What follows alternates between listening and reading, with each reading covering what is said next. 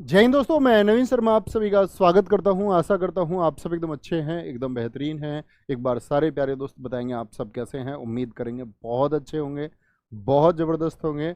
और एक बार मुस्कुरा के सारे साथी जिस भी अवस्था में आप बैठे हुए हैं एक बार मुस्कुराएंगे और कहेंगे भैया हम एकदम ठीक हैं। और साथ ही हम लोग पहुंच चुके हैं आपका प्रैक्टिस सेट 12 पर। धीरे धीरे धीरे धीरे साथी ये हमारी मेहनत अपने अंतिम पड़ाव की तरफ बढ़ती जाएगी। लेकिन अपने अंतिम पड़ाव तक पहुंचते पहुंचते आप उतनी मेहनत बरकरार रख पाएंगे। ये हौसला बार बार मेरे पास भेजते रहिए कि भैया हम जी जान से मेहनत कर रहे हैं, दम लगा देंगे, इस पार्ट को बहुत मजबूत करेंगे। तो 12 से पहले 11 के 5 क्वेश्चन के आंसर आप सब देंगे। वही बताता है मुझको आपके आंसर देख करके कि हाँ, मैं ऐसे छात्रों को पढ़ा रहा हूँ जिनके अंदर साथी जान है। यानी कि जो मुझे जीवित से मालूम होते हैं, कहीं अपने स्टूडेंट ऐसे तो नहीं है कि जान छोड़ चुके हों। जान छोड़ चुके हों मतलब अपना हौसला छोड़ चुके हों, तो वो बना रहेगा। अगर हौसला अगर बना हुआ है तो फिर सब कुछ संभव है। तो राजकुमार सिंहजीत सिंह, सिंह नाम से चाहे अमूबी सिंह बोल दूं, चाहे आपसे गुरु नल कुमार सिंह बोल दूं, चाहे अमली सिंह बोल दूं या गुरु विपिन सिंह बोल दूं, तो सिंह सिंह नाम से साथी किसकी पहचान भैया? मणिपुरी की। तो किससे है साथी? ये आपका मणिपुरी डांस से है। ठीक है। बैडमिंटन कार्क का वजन कितना होता है? कल आपको बताया 4.7 ग्राम से लेकर के 5.5 ग्राम के बीच होता है। ठीक है, 5.5 ग्राम के बीच होता है। The problem of Indian rupee, the problem of Indian rupee ये किसकी है? बाबा साहेब भीमराव अंबेडकर जी की किताब है। ठीक है, बाबा साहेब भीमराव अंबेडकर जी की किताब है। इसी पुस्तक के आधार पर आरबीआई की स्थापना में मदद हुई। बारापानी झील किस राज्य में है साथी? आपका मेघालय में है। कहाँ पर है? मेघालय में है। और आरबीआई का राष्ट्रीयकरण कब हुआ था? 1 अप्रैल 1935 को स्थापना हुई साथी। और राष्ट्रीयकरण की अगर हम बात करते हैं तो 1 जनवरी 1949 को हुआ। ठीक है, एक बार स्कोर बताएंगे और देखना चाहेंगे। कमांडो तोमर 3 स्कोर आया है, बहुत कम स्कोर है भाई, इतने की उम्मीद नहीं करता। नैन्सी कुशल 4 है, बहुत बढ़िया। मुकेश हुड्डा जी का स्कोर 4 है। अखिलेश पांडे जी 5 पर हैं। बागेश्वर 3 पर हैं। मोहम्मद मुस्तमीम आपका साथी 6 पर हैं, बहुत बढ़िया, 5 में से 6 आए। शिवम कश्यप 4 पर हैं। कीर्ति 5 पर हैं। विनय निषाद, इनको मत दिखाया करो जो फर्जी स्कोर लिखते 6, 7, 8 वाले। अंकित प्रवीण पाल 5 पर हैं। आपका शेख अलीना 5 पर हैं, बहुत शाबाश। सौरभ गुप्ता 5 पर हैं। सनी 3 आईपीएस 5 पर हैं, बहुत बढ़िया। तो उम्मीद करूंगा आपका स्कोर आप सच्चा लिखते हो, झूठा लिखते हो, जो भी है, मेरा तो विश्वास है आपको लेकर के कि आप सही ही लिखते होंगे। बस मेहनत करते जाइए। ठीक है प्रिया यादव जी, आगे चलते हैं। आज के क्वेश्चन को शुरुआत करेंगे, बहुत अच्छे से साथी नोट्स बनाएंगे। रिक्त स्थान के सिद्धियों की सांस्कृतिक विरासत लगभग 300 वर्ष पुरानी है। ठीक है, कहाँ के सिद्धि हैं जिनकी विरासत 300 वर्ष पुरानी है? और उनका सिद्धि धमाल एक नृत्य उत्कृष्ट कला शैली है। 300 वर्ष पुराना है और सिद्धि धमाल नाम है। कहाँ के हैं? दरअसल में साथी भारत में जो अफ्रीकन्स आए भारत में 14वीं से लेकर के 17th सेंचुरी के बीच में, 14 से लेकर के 17वीं शताब्दी के बीच में जो अफ्रीकन्स हमारे देश में आए, कौन आए? अफ्रीकन्स हमारे देश में आए। तो वो लोग यहाँ पर क्या करते थे भैया? शिकार खेलते थे। और शिकार करते समय जब जानवर को मारते थे तो उसके बाद खुशी से नाचते थे। बहुत बढ़िया, वाओ, हमने हंटिंग कर ली। खुशी से क्या करते थे? नाचते थे। और खुशी से जब नाचते थे तो यही डांस, उसी डांस को हम बोलते हैं सिद्धि धमाल। कितना पुराना है सिद्धि धमाल? 300 वर्ष पुराना है। कहाँ पर भैया ये होता था आपका? तो आप कहेंगे भैया गुजरात में होता था। और यही सिद्धि धमाल है दोस्त जिसका अन्य नाम आपसे पूछे तो आप कहेंगे, जिसका आपसे पूछे अन्य नाम क्या है, यानी दूसरा नाम क्या है, तो आप कहेंगे मसीरा नाम से इसी को जाना जाता है। क्या नाम है? मशीरा नाम से इसी को जाना जाता है। ठीक है, मसीरा नाम से जाना जाता है। तो अब बात आई दोस्त गुजरात का एक एक डांस सारे साथी लिख दें। गुजरात के कौन से होंगे भैया? कैसे याद कराए थे आपको? बोलेंगे जी भैया गुजरात की अगर हम बात करें आपसे, गुजरात की अगर हम बात करते हैं तो गुजरात के देखेंगे तो गुजरात मतलब गया गुजरा। और गया गुजरा किसको कह देते हैं लोग बाग? जो गरीब होता है उसको कहते हैं भाई ये तो बेचारा गया गुजरा है। तो जो गया गुजरा है, जो गरीब है, उसको सब कैसा समझते हैं? उसको सब कैसा समझते हैं बताएंगे भैया? गए गुजरे को भैया गरबा। एक तो गरीब समझते हैं उसको। और ये यूनेस्को की कौन सी मैंने आपका अमूर्त ICH बताई थी, क्या बोलेंगे, यूनेस्को की ये 15वीं ICH बनी, इंटेंजिबल कल्चरल हेरिटेज, अमूर्त सांस्कृतिक विरासत। शायद पहले या दूसरे सेट में ही मैंने आपको बताया था, ठीक है। गरबा हो गई। और भैया जो गया गुजरा गरीब है उसको कोई भी डंडी मार देता, डांडिया हो गया आपका, जी भैया एक डांडिया होता है। और बताएं दोस्त, और क्या हुआ, गरीब हो उस पर कोई भी टिप्पणी कर देगा, क्या बोलेंगे, उस पर कोई भी टिप्पणी कर देता है, अपने जोर कोई भी उसको दिखा देता गरीब व्यक्ति को, ठीक है। मैंने कहा था ना एक बार, एक पंक्ति मैंने कही थी कि देखो गुस्सा भी कितना समझदार है, हमेशा कमजोर के सामने ही आता है, इतना अक्लमंद है गुस्सा, वो हमेशा किसके सामने आएगा, कमजोर के सामने। तो क्या बोलेंगे, गुजरात जो है साथी वो जुरीथुन, जोर, सब इसके सामने क्या करते हैं, भाव खाते हैं गरीब व्यक्ति के सामने।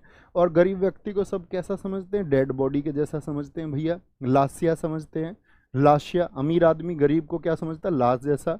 और उसको हमेशा क्या करता है, इंसल्ट करता है, तो वो उसको झकझोर देता है, झकोलिया, क्या बोलेंगे, झकोलिया। ये सब किसके डांस है साथी, ये गुजरात के हैं, बहुत इंपॉर्टेंट डांस है, कभी गलती ना करें, ठीक है, कभी भी गलती नहीं करनी है। आपका 3 ऑप्शन और होंगे दोस्त, कौन कौन से, एक उत्तर प्रदेश, एक मध्य प्रदेश, एक राजस्थान। अगर उत्तर प्रदेश की मैं बात करूं आपसे, उत्तर प्रदेश, मध्य प्रदेश और राजस्थान। यूपी के कौन कौन से याद रखने हैं, एक तो भैया ख्याल डांस हो गया आपका, एक दोस्त आपका दादरा डांस पूछ ले, दादरा तो आप कहेंगे वो यूपी का हो गया। मध्य प्रदेश के डांस पूछ ले दोस्त आपसे तो क्या बोलेंगे, राई और मटकी को याद रखेंगे, ठीक है। मटकी के मध्य में राई के दाने रखे हैं, मटकी हो गया आपका। एक और कौन सा था आपका, राजस्थान, क्या बोलेंगे, एक राजस्थान के भाई साहब मैं आपसे पूछूं, राजस्थान का चक्री और गैर, क्या बोलेंगे, चक्री डांस और आपका गेर डांस हो गया, ये कहाँ के हैं, ये राजस्थान के हैं, ये राजस्थान के नृत्य हैं, बहुत बार पूछे जाते हैं। अगले क्वेश्चन पे चलें साथी। अब आते हैं मालिक अगले प्रश्न पर। पद्मश्री भारत का चौथा बड़ा पुरस्कार, ठीक है, पद्म भूषण भारत का तीसरा बड़ा पुरस्कार, पद्म भूषण भारत का दूसरा बड़ा पुरस्कार से सम्मानित डॉक्टर तीजन बाई निम्नलिखित में से किस कला शैली में उनके योगदान के लिए विश्व प्रसिद्ध है।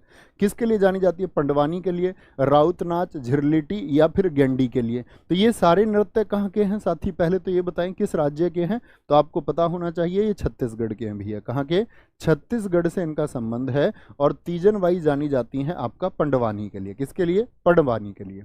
उनको दोस्त जो पद्मश्री मिला वो 1988 में मिला, क्या बोलेंगे, आपका कहाँ गई, तीजन बाई, तीजन बाई जी को जो आपका साथी पद्मश्री मिला वो पद्मश्री उनको मिलता है 1988 में। उसके 15 वर्षों के बाद में उनको पद्म भूषण मिला, 15 वर्षों के बाद में अर्थात आपका 2003 में, और फिर 16 वर्षों के बाद में यानी कि 2019 में क्या मिला था उनको, पद्म विभूषण मिला था, क्या मिला था, पद्म विभूषण मिला था, क्या बोलेंगे भैया, 15 वर्षों के बाद में, और आपका भैया कितने, 16 वर्षों के बाद में। तीजन बाई, पंडवानी कहाँ का है, छत्तीसगढ़ का, कभी गलती नहीं करें। बाई नाम से जितने भी नाम आते हैं उन सबका संबंध ही पंडवानी से है। अन्य कलाकार कौन कौन है, जैसे कि आपका पुनिया बाई भी हैं, क्या पूछे आपसे, पुनिया बाई का संबंध किससे है, क्या बोलेंगे जी, पुनिया बाई का संबंध साथी किससे है, तो पुनिया बाई आपका साथी आपका छत्तीसगढ़ से हैं। आपसे पूछे जेना बाई का संबंध किससे है दोस्त, क्या बोलेगा, जेना बाई का आपका। आपसे पूछे साथी लक्ष्मी साहू का संबंध किससे है, किसका, लक्ष्मी साहू का संबंध किससे है, तो आप कहेंगे भैया बाई नाम से कोई भी आएगा मैं पंडवानी लिख के आऊंगा, गलती नहीं करेंगे जी, नहीं भैया। नेक्स्ट है जी, निम्नलिखित में से किसे मुख्य रूप से हिंदुस्तानी शास्त्रीय संगीत का उस्ताद कहा जाता है, हिंदुस्तानी शास्त्रीय संगीत का उस्ताद। देखो दोस्त, हमारे देश में 2 तरह के म्यूजिक होते हैं। साउथ इंडिया के लिए होता है कौन सा म्यूजिक बताएंगे, साउथ के लिए होता है आपका कर्नाटक म्यूजिक। कौन सा, कर्नाटक संगीत का संबंध भारत के किस हिस्से से है, दक्षिण भारत से है। और हिंदुस्तानी संगीत का संबंध साथी किससे है, वो नॉर्थ इंडिया से है, नॉर्थ इंडिया से। 2 तरह के टाइटल आप हमेशा देखते होंगे, उस्ताद। उस्ताद किन लोगों को कहते हैं, उस्ताद होते हैं भाई साहब जो मुस्लिम विद्वान या बोले आपका जो मुस्लिम कलाकार होते हैं उनको उस्ताद कहा जाता था। और जितने भी हिंदू कलाकार होते थे कला क्षेत्र में, क्या बोलेंगे, हिंदू कलाकार होते थे आपका, हिंदू कलाकार जो किसी क्षेत्र में आपका पारंगत होते थे उनको कहा जाता था पंडित, क्या कि उनको आपका पंडित की उपाधि दी जाती थी, उसका मतलब किसी जाति से नहीं है, ठीक है, वो क्या है, वो टाइटल होता था। ओके, तो किसको माना जाता है, उस्ताद कौन है भैया आपका। अब आपको दिक्कत देखो, विघ्नाज मुस्लिम नाम नहीं है, मवेलिकारा प्रभाकरवर्मन ये आपका मुस्लिम नाम नहीं है, साई विघ्नेश मुस्लिम नाम नहीं है। तो उस्ताद का टाइटल देखते ही आपको पहले तो ये इमेज बनानी है कि वो मुस्लिम व्यक्ति रहे होंगे, ठीक है। और इन तीनों का संबंध है आपका कर्नाटक म्यूजिक से। क्या बोलेंगे, इन तीनों का संबंध है कर्नाटक म्यूजिक से, ये कभी भी गलती नहीं करनी है। अब मैं आपको साथ ही कुछ हिंदू शास्त्रीय कलाकार बताने जा रहा हूँ, देखना ध्यान से। हिंदुस्तानी संगीत के कुछ कलाकार बताएंगे मुझको। हिंदुस्तानी किस हिस्से का है दोस्त, हिंदुस्तानी बताएं, नॉर्थ का भैया साउथ का। तो हिंदुस्तानी जो संगीत है भैया वो नॉर्थ का है। और इसके कुछ आर्टिस्ट या कलाकारों की हम बात करें तो सबसे बड़े नाम इसमें आते हैं उस्ताद बिस्मिल्लाह खान। तो क्या बोलेंगे, उस्ताद, अब नाम समझ गए जी भैया, हम समझ गए, उस्ताद बिस्मिल्लाह खान। ये क्या है आपका, हिंदुस्तानी गायन से संबंधित है। दूसरे नाम आएंगे आपके सामने पंडित भीमसेन जोशी। और ये तीनों नाम जो मैं आपके सामने लिख रहा हूँ, तीनों भारत रत्न प्राप्त करता है। पंडित भीमसेन जोशी, बताना आपको है कि इनको भारत रत्न कब कब मिले हैं। पंडित रविशंकर, तो ये दो हिंदू लोग हो गए, और बिस्मिल्लाह खान जी आपका मुस्लिम व्यक्ति थे, तो इसलिए उनको उस्ताद और इनको पंडित की उपाधि। तो बिस्मिल्लाह खान जी, ये तीनों व्यक्ति कौन है, हिंदुस्तानी गायन के साथी, ये तीनों के तीनों व्यक्ति हमारे भारत रत्न हैं। कौन है ये, तीनों के तीनों भारत रत्न हैं। तो ये प्रश्न आपसे बनेगा, बिस्मिल्लाह खान जी को कब मिला, 2001 में मिला। 2001 में और किसको मिला था, लता मंगेशकर जी को भी मिला था। किनको, लता मंगेशकर जी को भी मिला था, ठीक है। आपका पंडित भीमसेन जोशी, इनको कब मिलता भैया, 2008 में मिला। पंडित रविशंकर, आप सारे साथियों से जानना चाहूंगा, मैं तो भूल चुका हूं भाई कि पंडित रविशंकर जी को भारत रत्न कब मिला। मैं उम्मीद करूंगा मेरे छात्र मेरे छात्र जो है ना, मेरे जामवंत हैं, ये जब जब मैं भूलूंगा तो मुझको याद दिला देंगे। और मैं उम्मीद करूंगा आएगा उत्तर सबका, 1999 उत्तर शायद सबकी तरफ से आएगा। हुए ना तुम जामवंत जी भैया, और मैं तुम्हारा, क्या बोलेंगे, मुझे याद दिला देना। भूलेगा कौन, हनुमान भूलेंगे। आ जाओ, निम्नलिखित में से Grammy life time achievement award प्राप्त करने वाले पहले भारतीय संगीतकार कौन थे। तो पहले भारतीय संगीतकार कौन थे, बिस्मिल्लाह खान, पंडित रविशंकर, हरिप्रसाद चौरसिया या उस्ताद जाकिर हुसैन। कौन व्यक्ति हैं जो बोलेंगे सर, तो कौन वो व्यक्ति हैं साथी हमारा, क्या बोला, पहले भारतीय संगीतकार हैं जिनको ग्रैमी अवार्ड मिला, तो वो पंडित रविशंकर हैं। क्या बोलेंगे, पंडित रविशंकर। 1967 में साथी इनकी एक एल्बम आई, 1967 में इनकी एक म्यूजिक एल्बम आई थी, और उस म्यूजिक एल्बम का नाम था वेस्ट मीट्स ईस्ट। क्या बोलेंगे, वेस्ट मीट्स ईस्ट। इसके लिए इनको साथी क्या बोलेंगे, 1968 में ग्रैमी, जिसको हम, ग्रैमी किस फील्ड में दिया जाता, म्यूजिक के फील्ड में, इसी को हम बोलते ग्रामोफोन अवार्ड। क्या बोलेंगे, ग्रामोफोन अवार्ड, इसी को हम कहते हैं, ठीक है। अब मुझे एक साथी बताएंगे, अभी बहुत चर्चित रहे 2024 में जिन लोगों को ग्रैमी मिला। 2024 में कितने भारतीयों को ग्रैमी मिला, 2024 में कितने इंडियंस थे जिन्होंने साथी आपका ग्रामोफोन अवार्ड यानी कि ग्रैमी अवार्ड को पाया। तो आप क्या बोलेंगे, ग्रैमी अवार्ड पाने वाले भैया अब की बार 2024 में 5 इंडियंस रहे। कितने, कुल मिला के 5 रहे। तो इन सब से क्वेश्चन भविष्य में बनना तय है। राकेश चौरसिया जी, जरा बताएं चौरसिया किस वाद्य यंत्र से जुड़े रहते हैं। क्या बोलेंगे, चौरसिया। क्या बोलेंगे, चौरसिया तो उनको कहते हैं भैया जो रसिया होते हैं, और रसिया कौन होते हैं, जो बांसुरी बजाते हैं। क्या बोलेंगे, रसिया। चौरसिया हो गए आपका शंकर महादेवन रहे। आपका पूछेगा आपसे एग्जाम में, शंकर महादेवन क्यों प्रसिद्ध हैं, तो आप कहेंगे शंकर महादेवन एक गायक हैं, एक सिंगर हैं, गायन के लिए जाने जाते हैं। तीसरा गणेश राजगोपालन। क्या बोलेंगे, गणेश राजगोपालन रहे। और गणेश राजगोपालन को भैया किसके लिए जाना जाता है, राजगोपालन को भैया वायलिन वाद्य यंत्र के लिए, म्यूजिकल इंस्ट्रूमेंट के लिए जाना जाता है। चौथा नाम साथी याद रख लेना, एस गणेश विनायक राम। क्या, एस गणेश विनायक राम, विनायक याद रख लो या विनायक राम याद रख लो। ये किसके लिए, ये ताल देने के लिए, ताल वादक हैं। किससे जुड़े हुए हैं, ताल से जुड़े हुए हैं। और पांचवा जाकिर हुसैन, जो 2023 में पद्म विभूषण भी प्राप्त करे थे, ये आपसे बता। आपसे पूछना चाहूंगा कि किससे जुड़े हुए हैं। जब जिक्र होगा हुस्न का, इस बात का मतलब क्या होता है? इसका मतलब भैया बल होता है। क्या बोलेंगे? तबला। क्या बोलेंगे? तबला से जुड़े हुए हैं। तबला से जुड़े हुए हैं। कई साथियों ने 2023 भी मुझसे पहले बताया, तबला भी मुझसे पहले बताया। बहुत शानदार। तो ये 5 लोग हैं। कौन कौन? राकेश चौरसिया हो गए भैया, बांसुरी से हो गए। शंकर महादेवन हो गए, आपका गायन से जुड़े हुए हैं। गणेश विनायक राम हो गए, आपका किससे? तालवादन से जुड़े हुए हैं आपका। और क्या बोला? गणेश राजगोपालन हो गए, आपका वायलिन से जुड़े हुए हैं। और 5वें कौन है? जाकिर हुसैन, जो कि तबला से जुड़े हुए हैं। ये 5 को अब की बार ग्रैमी अवार्ड मिला है। आगे आते हैं। निम्नलिखित में से किसे भारतनाट्यम की एक नई शैली का आविष्कार और निर्माण करने का श्रेय प्राप्त है? जरा बताएंगे पहले। क्या बोलेंगे? क्या बोलेंगे? आपका भरतनाट्यम की एक नई शैली। एक मेरे भाई ने अभी मुझे दिखा कि पंडित रविशंकर की एल्बम का नाम माई म्यूजिक माई लाइफ है। पुस्तक नहीं दोस्त, उनकी म्यूजिक एल्बम है वो।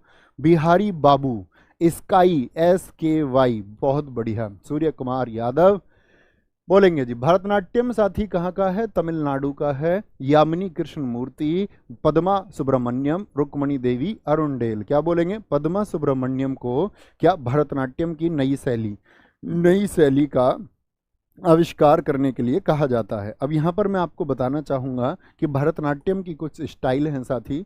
स्टाइल ऑफ भरतनाट्यम, जरा नोट करें इनको। भरतनाट्यम की शैलियाँ, भरतनाट्यम की साथी भारत में अन्य कई जगहों पर अलग अलग शैलियाँ प्रचलित हैं। स्टाइल ऑफ भरतनाट्यम, जिसमें एक शैली आती है कि पंडा नल्लूर शैली। कौन सी? पंडा, PANDA, ठीक है, NALLUR, पंडा नल्लूर शैली। पूछते हैं कि पंडा नल्लूर शैली को भारत में किसने जन्म दिया? तो क्या बोलेंगे? मीनाक्षी सुंदरम ने। किसने? मीनाक्षी सुंदरम पिल्लई ने। मीनाक्षी सुंदरम पिल्लई। और ये किससे संबंधित है? पंडा नल्लूर शैली आपसे पूछे एग्जाम में तो भैया भरतनाट्यम से संबंधित है। दूसरा आपसे पूछे वजुवुर शैली, भरतनाट्यम की वजुवुर शैली की प्रतिपादक कौन है या उसको जन्म किसने दिया है? तो आपका आंसर आएगा रमैया पिल्लई ने। किसने? रमैया पिल्लई उसकी जन्मदाता है। कौन है? रमैया पिल्लई उसकी जन्मदाता है। तीसरा पूछ ले, मेलातूर शैली का जन्मदाता कौन है? मेलातूर शैली, इसकी साथी जो जन्मदाता है वो कौन है? दोरेज्जा, क्या बोलेंगे? दोरेज्जा अय्यर हैं। कौन है? दोरेज्जा अय्यर हैं। और चौथी शैली आती है आपकी कला क्षेत्र शैली। भरतनाट्यम की कला क्षेत्र शैली को किसने जन्म दिया था? कला क्षेत्र शैली की जन्मदाता कौन है? आपका आंसर आएगा रुक्मणी देवी अरुणडेल हैं। ये सबसे ज़्यादा पूछी जाती हैं, रुक्मणी देवी अरुणडेल। क्या बोलेंगे? रुकती नहीं है मणि कहाँ पर भैया? भारत में, भरतनाट्यम की। कौन कौन सी शैली होगी साथी? मीनाक्षी सुंदरम पिल्लई मैंने बताया, पंडा नल्लूर शैली होंगी आपका। आपसे पूछे साथी किसका? वजुवुर शैली क्या बोलेंगे? रमैया पिल्लई हो जाएंगी आपका। अगर कला क्षेत्र शैली पूछे आपसे तो कला क्षेत्र शैली आप कहेंगे कि कौन होंगी भैया? कला क्षेत्र शैली से रुक्मणी देवी अरुणडेल होंगी। मेलातूर शैली आपसे पूछे तो दोरेजा अय्यर हम कहेंगे। कौन कहेंगे? दोरेजा अय्यर हम कह देंगे। आगे आएंगे। भारतीय सेना की पहली महिला लड़ाकू विमान वाहक कौन है जिन्होंने आपका फाइटर प्लेन को चलाया? क्या बोलेंगे? फाइटर प्लेन को चलाया। बोलेंगे भी फटाफट से बोलेंगे। क्या बोलेंगे? भारत की पहली महिला लड़ाकू विमान वाहक कौन है? पुनीता अरोड़ा हैं, दिव्या अंजित कुमार हैं, अभिलाषा बराक हैं, प्रिया सेमवाल हैं। ठीक है, क्या बोलेंगे जी? भारत की पहली महिला लड़ाकू विमान वाहक तो किनको कह दे भैया? आप बोलेंगे भैया अभिलाषा बराक हैं, पहली महिला लड़ाकू विमान वाहक। पुनीता अरोड़ा आपसे कभी भी पूछे इंडियन आर्मी की, क्या बोलोगे? इंडियन आर्मी की पहली महिला लेफ्टिनेंट जनरल हैं। इंडियन आर्मी की पहली महिला लेफ्टिनेंट जनरल कौन थी? पहली महिला लेफ्टिनेंट जनरल कौन थी? लेफ्टिनेंट जनरल बोलेंगे कौन थी? ये थी आपका पुनीता अरोड़ा। दिव्या अजीत कुमार जी की बात करें, स्वॉर्ड ऑफ ऑनर जो सम्मान मिलता है, क्या बोलेंगे? स्वॉर्ड ऑफ ऑनर पाने वाली, स्वॉर्ड ऑफ ऑनर पाने वाली पहली महिला हैं। पाने वाली, स्वॉर्ड ऑफ ऑनर पाने वाली ये साथी आपका पहली महिला है। कौन है ये? ये पहली महिला है आपका कौन? क्या बोलेंगे जी? ये है आपकी दिव्या अजीत कुमार। अभिलाषा बराक। यहाँ पर साथी और क्वेश्चन मैं आपसे जानना चाहूँगा, पहली महिला पायलट कौन है हमारे देश की? जरा बोले, पहली महिला पायलट कौन है? भारत की पहली महिला पायलट किन को कहा जाता है? किन को ये श्रेय जाता है? तो सरला ठकराल को जाता है। किन को जाता है? सरला ठकराल को जाएगा दोस्त आपका। आपसे पूछे दोस्त, आपसे पूछे भारत की पहली महिला फाइट, क्या बोलेंगे? भारत की पहली महिला पायलट, क्या बोलेंगे? भारत की पहली महिला फाइटर पायलट में आपसे पूछ लेता, क्या बोलेंगे? Fighter pilot. वो तो आपका फाइटर एविएटर है, ये फाइटर पायलट शब्द यदि आए आपका, तो फाइटर पायलट कौन होंगी? वो होगी अवनी चतुर्वेदी। कौन हो जाएंगी? अवनी चतुर्वेदी होंगी। कौन होंगी साथी? आपका अवनी चतुर्वेदी। तो फाइटर पायलट पूछे तो अवनी चतुर्वेदी, और फाइटर एविएटर पूछे साथी आपसे तो अभिलाषा बराक आप कहेंगे। क्या बोलेंगे? अवनी। बहुत सारे साथियों ने लिखा अवनी, वेरी गुड, बहुत शानदार। नेक्स्ट, रिक्त स्थान वर्ष में इंपीरियल क्रिकेट कॉन्फ्रेंस आईसीसी के गठन के साथ ही क्रिकेट एक अंतर्राष्ट्रीय खेल बन गया। क्या बोलेंगे? आईसीसी के गठन के साथ ही क्रिकेट एक अंतर्राष्ट्रीय खेल बन गया, उससे पहले नहीं था मतलब। तो बोलेंगे कब आईसीसी का गठन हुआ? इतना तो सब जानते होंगे कि आईसीसी का संबंध क्रिकेट से है, और क्वेश्चन में भी ये क्लियर ही है, क्वेश्चन में भी ये क्लियर कर ही दिया गया है कि साथी आपका संबंध किससे है। बहुत बढ़िया, बहुत शानदार। क्या बोलेंगे आपका? तो वर्ष 1909 में साथी आपका आईसीसी के गठन के साथ ही क्रिकेट एक अंतर्राष्ट्रीय खेल बन गया। यहाँ पर इंपॉर्टेंट बात है कि आईसीसी की स्थापना 1909 में हुई, तो आईसीसी के संस्थापक सदस्य देश कौन कौन थे? अच्छा, क्रिकेट का जन्मदाता किस देश को कहा जाता है, ये भी मैं आपसे जानना चाहूँगा। क्रिकेट का जन्मदाता भैया इंग्लैंड को कहा जाता है। तो क्रिकेट का जन्मदाता याद रख लेना या मार्क कर लो, क्रिकेट का जन्मदाता इंग्लैंड हो गया आपका साथी, इंग्लैंड हो गया, और आपका ऑस्ट्रेलिया हो गया, और साथ में आपका तीसरा देश था साउथ अफ्रीका। इन 3 देशों ने मिलकर आईसीसी की स्थापना की, और 1965 में इसको नाम दिया आपका अंतर्राष्ट्रीय क्रिकेट सम्मेलन। क्या बोलोगे? अंतर्राष्ट्रीय क्रिकेट सम्मेलन। अब यहाँ से एसएससी ने क्वेश्चन पूछा है, ध्यान से देखना। अंतर्राष्ट्रीय क्रिकेट सम्मेलन का अर्थ है आपका, क्या बोलेंगे? International cricket conference. क्या बोलेंगे जी? International cricket conference. लेकिन आईसीसी का फुल फॉर्म क्या यही है? यस और नो? क्या वर्तमान में बहुत सारे जो क्रिकेट प्रेमी हैं वो मुझे बताएंगे, क्या आईसीसी का फुल फॉर्म वर्तमान में भी इंटरनेशनल क्रिकेट कॉन्फ्रेंस है? यस और नो? आप कहेंगे जी नहीं भैया। 1989 में इसका नाम बदल के 1989 में अंतर्राष्ट्रीय क्रिकेट परिषद कर दिया गया, यानी कि नाम चेंज हो गया, इंटरनेशनल क्रिकेट, क्या बोलेंगे? इंटरनेशनल क्रिकेट काउंसिल कर दिया गया। अभी क्या बोलते हैं इसको? International cricket council. तो वो कब बनी आपका? तो ये इंपॉर्टेंट क्वेश्चन है कि आईसीसी को उसका वर्तमान नाम साथी कब मिला? आईसीसी को उसका वर्तमान नाम कब मिला? 1989 में। मुझे बताएं आईसीसी के वर्तमान में अध्यक्ष कौन है? आईसीसी के साथी, आईसीसी के इंटरनेशनल क्रिकेट काउंसिल के जो वर्तमान में अध्यक्ष हैं वो साथी आपका कौन है और किस देश से हैं? वर्तमान में जो प्रेसिडेंट हैं, क्या बोलोगे? वो ग्रेग बर्कले हैं। कौन है? ग्रेग बर्कले हैं, और जो आपका देश है उनका न्यूजीलैंड। क्या कोई भारतीय भी, क्या बोलोगे? क्या कोई भारतीय भी आईसीसी का अध्यक्ष रहा है? प्रथम भारतीय आईसीसी अध्यक्ष कौन रहे थे पहले? क्या बोलेंगे? प्रथम भारतीय आईसीसी अध्यक्ष साथी आपका वो जगमोहन डालमिया रह चुके हैं। कौन रह चुके हैं? जगमोहन डालमिया रह चुके हैं। कौन रह चुके हैं? भारत से जगमोहन डालमिया इसके अध्यक्ष रह चुके हैं। क्रिकेट की साथी बात करते याद रखेंगे 1909 1989, 2 वर्ष इंपोर्टेंट, 65 उतना इंपोर्टेंट नहीं है। मुझे बताओ, एक है एसीसी क्रिकेट के लिए एशियन क्रिकेट काउंसिल, इसकी स्थापना कब हुई थी? एशियन क्रिकेट काउंसिल साथी एशियाई क्रिकेट परिषद की स्थापना ये कब हुई थी? तो 1983 में हुई थी, और इसका हेडक्वार्टर पूछे तो कोलंबो है। क्या बोलोगे? इसका हेडक्वार्टर पूछे तो साथी क्या है? कोलंबो है। और इसके अध्यक्ष कौन है एसीसी के? बताना जरा। इसी के अध्यक्ष है भैया आपके जय शाह, जो भारत के एक जाने माने क्रिकेटर रहे हैं। ठीक है, जानते हो इस बात को या नहीं? भारत के एक जाने माने क्रिकेटर रहे हैं। ऐसे खेल रहे मैच को, मतलब कई छक्के ये एक ओवर में लगा देते थे। जानते हैं आप किस टीम के लिए खेलते थे? जरा बताएं। जय शाह भारत की तरफ से खेलते थे या नहीं? आज बहुत सारे लोग इसको मजाक समझेंगे, भाई तुम मानते रहो मजाक, कोई दिक्कत नहीं है। Board for cricket control in India, BCCI की स्थापना कब हुई, जरा ये बताएं। इसका हेडक्वार्टर है आपका साथी मुंबई में। वर्ष आप बोलेंगे बीसीसीआई की स्थापना कब हुई।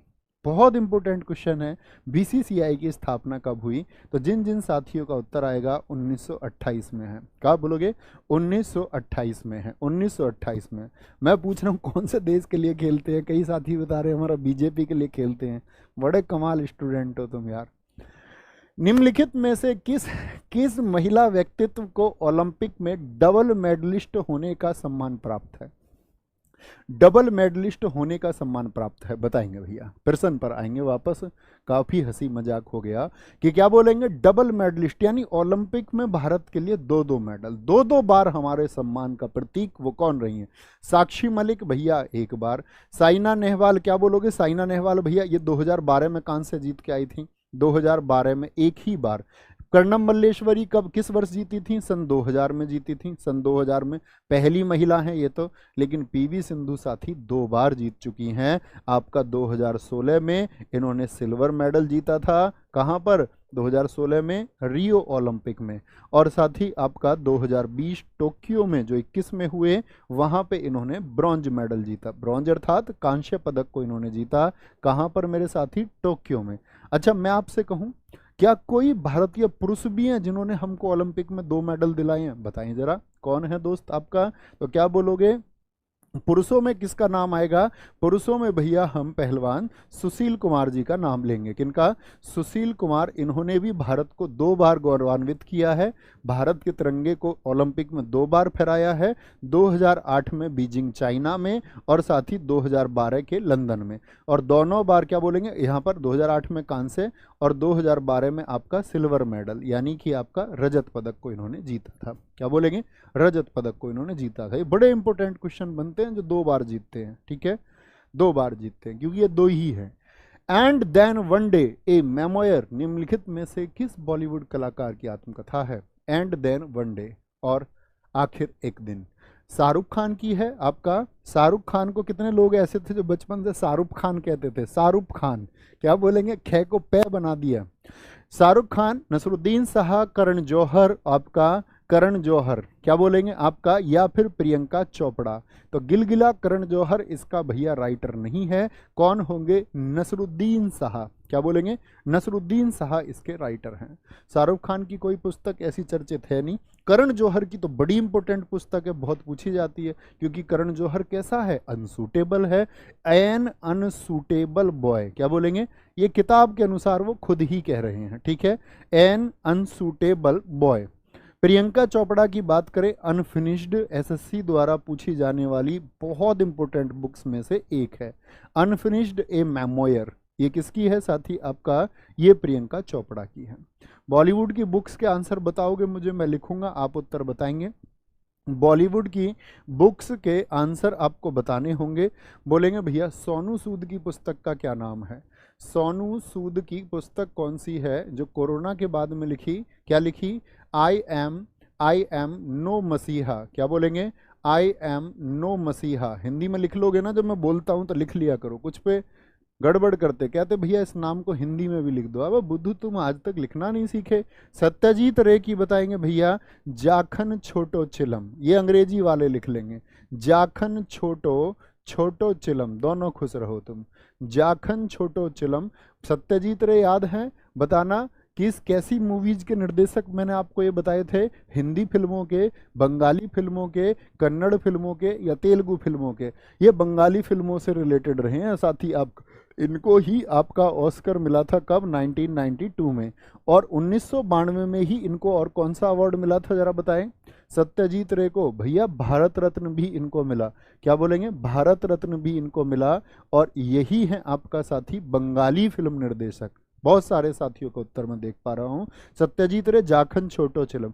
देवानंद की बताएंगे, देवानंद जिन पर बैन लग गया था ब्लैक कोट पर, क्या बोलेंगे? देवानंद आपका रोमांसिंग विद लाइफ। आज इनको कोई देखेगा ना तो वो कहेगा भैया ऐसी तो कोई बात नहीं थी बैन लगने जैसी, रोमांसिंग विद लाइफ, लेकिन उस टाइम का इनका भैया जलवा था। जलवा सकल सूरत का नहीं होता भाई, जलवा तो किसका होता, फैन फॉलोइंग का होता, जो देवानंद की थी। इमरान हाशमी बताएं दोस्त आपका, इमरान हाशमी बताओ भैया, किस ऑफ लाइफ, क्या बोलेंगे, किस ऑफ, किस ऑफ लाइफ, क्या बोलेंगे, किस ऑफ लाइफ हो जाएगा। संजीव कपूर साथी आपका, संजीव कपूर बोलेंगे, संजीव कपूर की पुस्तक कौन सी है, एन एक्टर्स एक्टर, क्या बोलेंगे, एन एक्टर्स एक्टर, ये किसकी है, संजीव कपूर की है। आयुष्मान खुराना की बहुत पूछी जाने वाली पुस्तक, आयुष्मान खुराना, आप बताओ, आयुष्मान खुराना की पुस्तक सोच पा रहे हैं, पुराने छात्रों से उम्मीद है, नए तो याद कर ही लेंगे। शत्रुघ्न सिन्हा, आप बच्चे परेशान मत होया करो, कोई उत्तर मैं पूछूं तुम नहीं बता पाते हो और ये कहते हो यार बच्चे तो कमेंट में बताते हैं, तो भैया बच्चे कमेंट में बताते हैं तो कई बच्चे ऐसे हैं जो पहले पढ़ चुके हैं। तुषार कपूर बता दो साथी आप, तुषार कपूर की कौन सी हो जाएगी, नवाजुद्दीन सिद्दीकी की बता दो, ऋषि कपूर की बता दो, नवाजुद्दीन, क्या बोलेंगे, नवाजुद्दीन सिद्दीकी की बताएंगे आप, नवाजुद्दीन सिद्दीकी की कौन सी बुक है आपका, और ऋषि कपूर। और बहुत फोकस करना साथी जब मैं लिखूं, गुलजार की पुस्तक, गुलजार की पुस्तक, गुलजार अभी बहुत चर्चित रहे हैं, तो आने वाले समय में इनकी रचनाएं बहुत पूछी जाएंगी। तो गुलजार की सॉरी, आयुष्मान खुराना पहले हैं, क्रैकिंग द कोड, क्या बोलेंगे, क्रैकिंग द कोड किसकी बुक है, शत्रुघ्न सिन्हा की क्या है, एनीथिंग बट खामोश, खामोश कौन कहता था, शत्रुघ्न सिन्हा, एनीथिंग बट खामोश, क्या बोलेंगे, एनीथिंग बट खामोश, क्या बोलेंगे, एनीथिंग बट खामोश। गुलजार की साथी आपका याद रख लेना, जिया जले, और जबी बहुत चर्चित रहे हैं साथी, हालांकि भारत में बहुत चर्चित पहले से भी हैं गुलजार। गुलजार मुझे बताएं किस भाषा के कवि हैं, गुलजार जो हैं साथी आपका किस भाषा के कवि हैं, तो क्या बोलोगे भैया, एक उर्दू कवि हैं ये, इनको 2009 में ऑस्कर मिल चुका था, 2009 में जय हो मूवी के लिए इनको भी ऑस्कर मिला है। और साथ ही अगर बात करूं गुलजार की, तो अभी हाल ही में बहुत चर्चा में रहे, 58वां ज्ञानपीठ पुरस्कार मिला, क्या मिला, 58वां ज्ञानपीठ पुरस्कार। कितने दोस्त बता सकते हैं 58वें, अभी हाल ही में जो ज्ञानपीठ पुरस्कार मिले उसमें एक व्यक्ति और रहे जो संस्कृत के विद्वान हैं, क्या नाम है उनका, राम भद्राचार्य, क्या बोलेंगे, राम भद्राचार्य। तुषार कपूर की अगर हम बात करें साथी, तुषार कपूर की आई आपका द बैचलर डेड, क्या बोलेंगे, द बैचलर डेड किसकी पुस्तक है, तुषार कपूर की पुस्तक है। नवाजुद्दीन सिद्दीकी की पुस्तक है एन ऑर्डिनरी लाइफ, क्या बोलेंगे, एन ऑर्डिनरी लाइफ, ये एक ही किताब का नाम है साथी, एन ऑर्डिनरी लाइफ हो गई। और ऋषि कपूर की आपका खुल्लम खुल्ला, क्या बोलेंगे, खुल्लम खुल्ला किसकी पुस्तक का नाम है, ये भैया मेरे साथी ऋषि कपूर की बुक है, किसकी बुक है, किसकी बुक है आपका, क्या बोलेंगे, ये ऋषि कपूर की बुक है। आगे आएंगे, नेक्स्ट है जी, स्क्रीनशॉट ले लिया जो साथी ना लिख पाए हों, आगे चलते हैं, नेक्स्ट है जी, अगले क्वेश्चन पर आते हैं। पॉलिटिक क्वेश्चन शुरुआत होते हुए, भारतीय संविधान के कौन से अनुच्छेद संघ की कार्यपालिका, किसकी, एग्जीक्यूटिव ऑफ यूनियन को बताते हैं, संघ की कार्यपालिका। हम सब ने बात की साथी भाग 5, आर्टिकल 52 से 151 है, 52 से लेकर 151 है, लेकिन उसमें भी बांटा हुआ है, और जो बांटा हुआ है साथी आपका, क्या बोलेंगे, जो बांटा हुआ है आपका वो अनुच्छेद 38 से 50 हो जाएगा क्या, नहीं भैया ये तो डीपीएसपी का पार्ट हो गया। तो 52 से 78 जो है वो यूनियन ऑफ एग्जीक्यूटिव संघ की कार्यपालिका को बताता है। 78 के बाद में साथी आपका आर्टिकल 79 से 122 तक जो है वो यहाँ पर किस चीज के अनुच्छेद बताए गए हैं, संसद के अनुच्छेद बताए गए हैं। कि किसके आर्टिकल्स हैं आपका, यहाँ पर आर्टिकल्स हैं आपका किसके, पार्लियामेंट के। 122 के बाद में साथी जो आर्टिकल 123 आता है, 123 आप जानते हैं राष्ट्रपति के अध्यादेश की शक्ति को, यानी राष्ट्रपति के पास जो विधायी शक्ति हैं, जो ऑर्डिनेंस पावर हैं, उनको बताता है 123।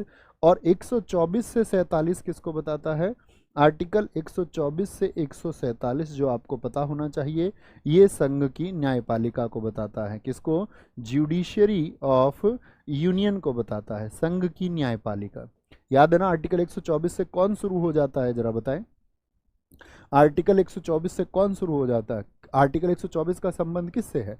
तो आप कहेंगे भैया सुप्रीम कोर्ट की स्थापना को लेकर के है, तो सुप्रीम कोर्ट की स्थापना को लेकर के है, यानी कि जुडिशरी से संबंधित आर्टिकल्स फिर आते हैं। अच्छा मुझे बताएं, आर्टिकल जो साथी आपका 148 से 151 है, ये किसको बताता है? तो भैया ये कंट्रोलर ऑडिटर जनरल महानियंत्रक आपका साथी किसको बताता है? कंट्रोलर एंड ऑडिटर जनरल को बताता है। बहुत बढ़िया जी, बहुत बढ़िया। संघ की न्यायपालिका, बहुत बढ़िया, बहुत शानदार उत्तर आया। तो क्या बोलेंगे? ये कंट्रोलर ऑडिटर जनरल महानियंत्रक अभिलेखा परीक्षक को बताता है। कोई दिक्कत, कोई परेशानी इस बात में?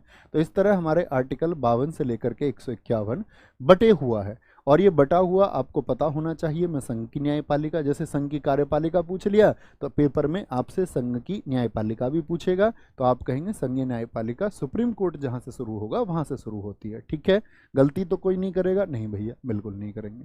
भारत के संविधान का कौन सा अनुच्छेद है जो संसद के सत्र से संबंधित है? क्योंकि अभी एक आइडिया हमको लगाना है यहाँ पर कि कौन से आर्टिकल्स आए। तो क्या बताया? 52 से 78 तक क्या बताया मैंने आपको साथी?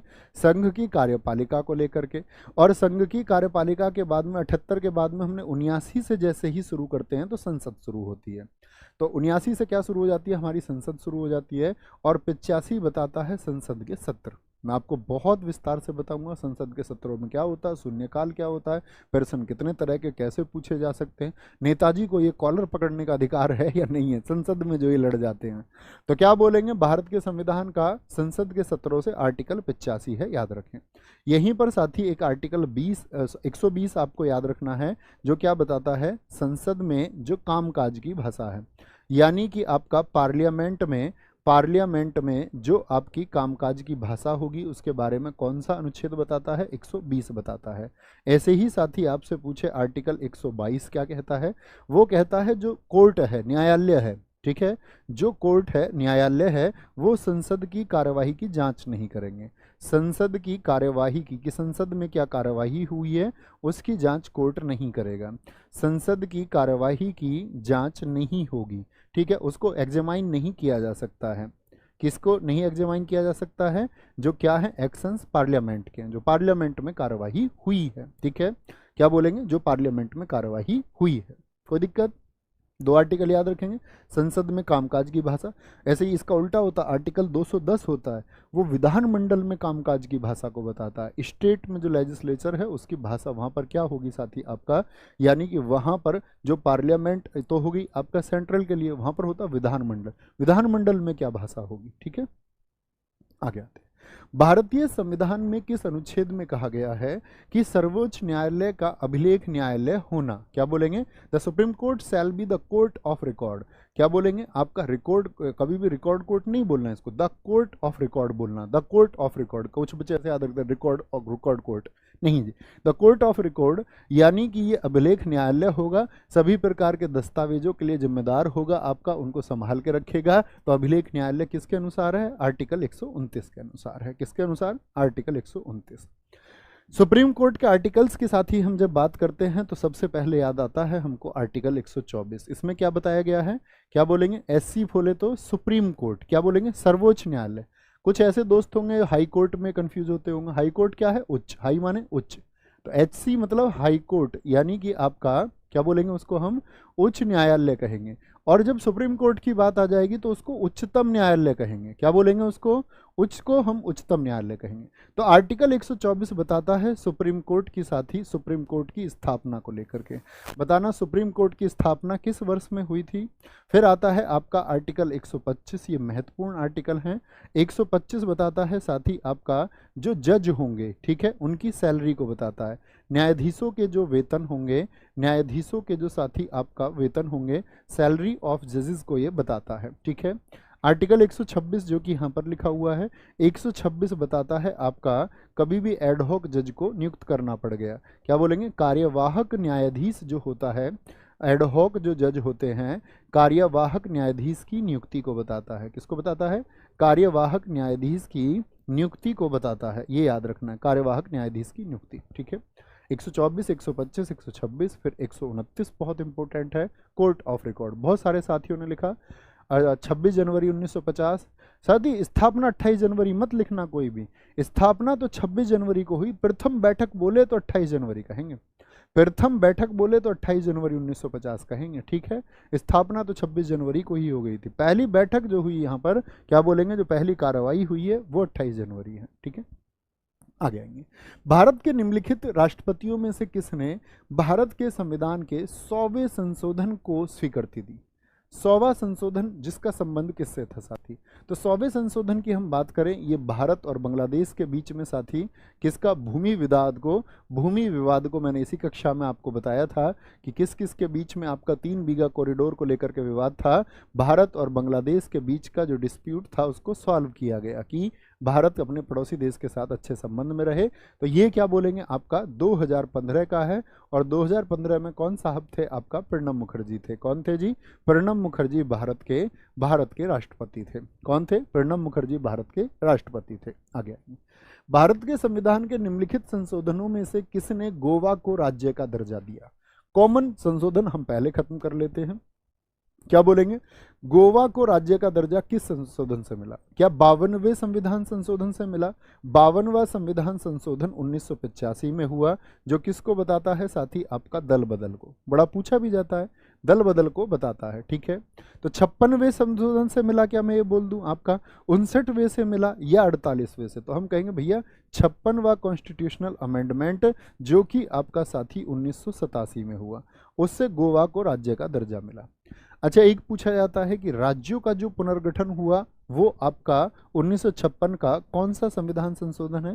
तो याद रखेंगे वो है 7वां संविधान संशोधन। सीए बोले तो कॉन्स्टिट्यूशनल अमेंडमेंट, आपका संविधान संशोधन 1956।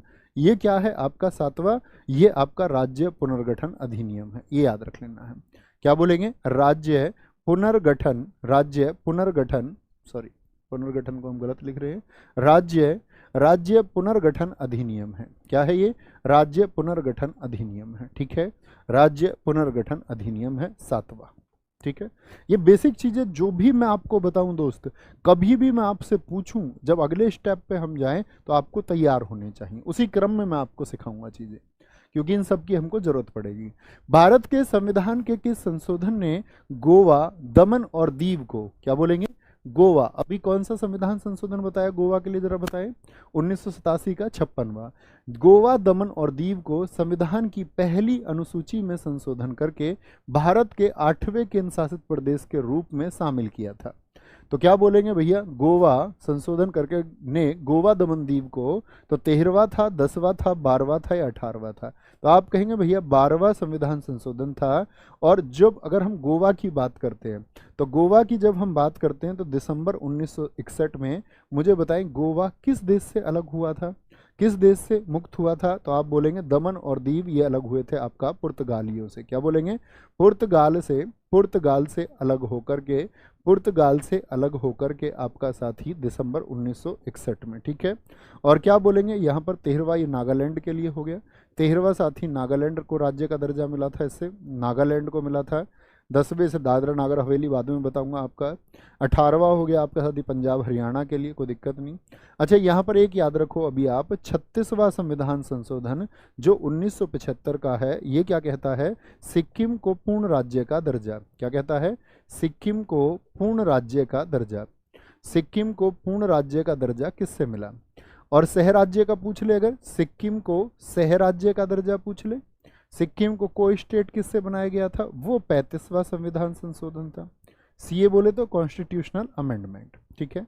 अच्छा, एनसीटी के लिए कौन सा संविधान संशोधन हमने किया था? एनसीटी बोले तो नेशनल कैपिटल टेरिटरी, राष्ट्रीय राजधानी क्षेत्र। क्या बोलेंगे? राष्ट्रीय राजधानी क्षेत्र। इसके लिए हमने 69वां संविधान संशोधन किया 1991 में। और क्या बनाया था? दिल्ली को एनसीटी बनाया। क्या बनाया? नेशनल कैपिटल टेरिटरी, एनसीटी इसको बनाया गया, दिल्ली को एनसीटी बनाया गया।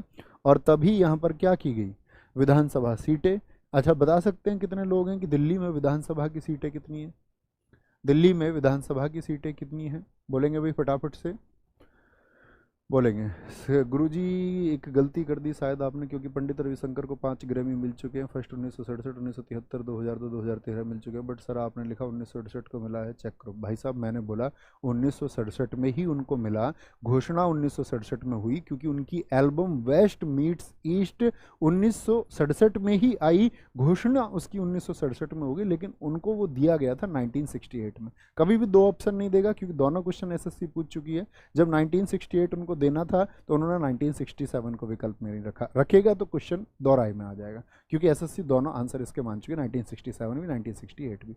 घबराने की बात बिल्कुल नहीं है, ठीक है, चिंता नहीं करनी है, इतना लंबा कमेंट नहीं लिखना भाई, बस पढ़ाई करनी है, जोश जुनून के साथ में बस पढ़ना है। विधानसभा की 70 सीटें, अरे गजब हो तुम भाई।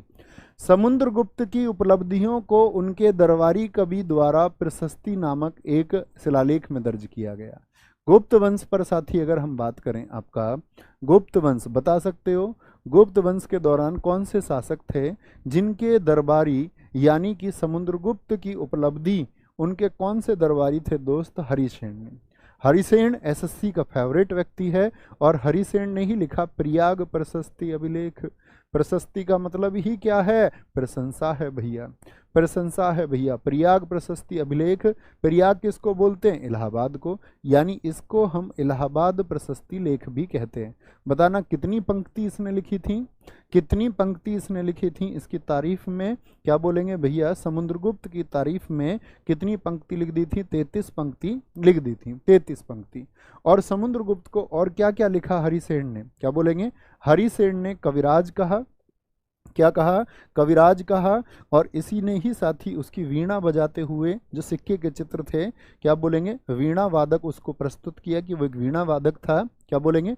वीणा वादक था। कौन था वीणा वादक? समुद्रगुप्त। समुद्रगुप्त को हम क्या उपाधि देते हैं दोस्त, जरा बताएंगे? समुद्रगुप्त को हम क्या उपाधि देते हैं? समुद्रगुप्त को समझाने से पहले एक बात समझा दूं। जी भैया, गुप्त वंश का संस्थापक कौन है? श्रीगुप्त। श्रीगुप्त के बाद में कौन आया भैया? घटोत्कच आया मेरे साथी। घटोत्कच के बाद में कौन? महाभारत का घटोत्कच नहीं है, कभी वो समझ लो, भीम का बेटा घटोत्कच। फिर आपका चंद्रगुप्त प्रथम है। क्या बोलेंगे? चंद्रगुप्त प्रथम आए, और चंद्रगुप्त प्रथम के बाद में समुद्रगुप्त हैं। छोटी सी कहानी सुना दूं। क्या बोलेंगे? समुद्रगुप्त के बाद में भैया कौन आया? आपका रामगुप्त आया, और रामगुप्त के बाद में कौन आया? आपका रामगुप्त के बाद में आया चंद्रगुप्त द्वितीय। क्या बोलेंगे? चंद्रगुप्त सेकंड। ये आपको याद करना है। ना देखो यहाँ से क्या क्या क्वेश्चन बनते हैं। आपसे पूछे गुप्त वंश का संस्थापक कौन है? गुप्त वंश यानी कि जिसको भारत का साथी, भारतीय इतिहास का क्या बोलते हैं? भारतीय इतिहास का स्वर्ण युग, the golden era of Indian history. भारतीय इतिहास का स्वर्ण युग किसको कहते हैं? कितने लोग बता सकते हैं? सोचे जरा, भारतीय इतिहास का स्वर्ण युग इसको क्यों कहा जाता है? ऐसे क्या कारण थे? तो आप कहेंगे भैया ये एक कोइंसिडेंस है कि शासन तो अच्छा रहा ही, लेकिन इस टाइम पर भारत के महान व्यक्तियों ने जन्म लिया। वराहमीर जैसे साथी खगोलज्ञ हुए हों, आर्यभट्ट जैसे महान गणितज्ञ हुए हों, आपका महाकवि कालिदास जैसे राइटर हुए साथी, आपका धन्वंतरी जैसे चिकित्सक हुए, आपका बेताल भट्ट जैसे जादूगर हुए, वररुचि और साथी आपका अमर सिंह जैसे व्याकरण कोशकार को लिखने वाले व्यक्ति पैदा हुए। क्या बोलेंगे? आपका छपणक जैसे भैया आपका ज्योतिष के व्यक्ति पैदा हो गए, और ना जाने आर्किटेक्ट। तो व्यक्ति बहुत कमाल के थे, तो इसीलिए उन्होंने ही बनाया भारतीय इतिहास का स्वर्ण। तो गुप्त वंश का संस्थापक आपसे पूछे who is the founder of गुप्त डायनेस्टी? श्रीगुप्त। ठीक है, और आपका लेकिन अगर पूछे वास्तविक संस्थापक कौन है, हु इज द, क्या बोलेगा? Who is the original founder? वास्तविक संस्थापक कौन है? क्यों जी?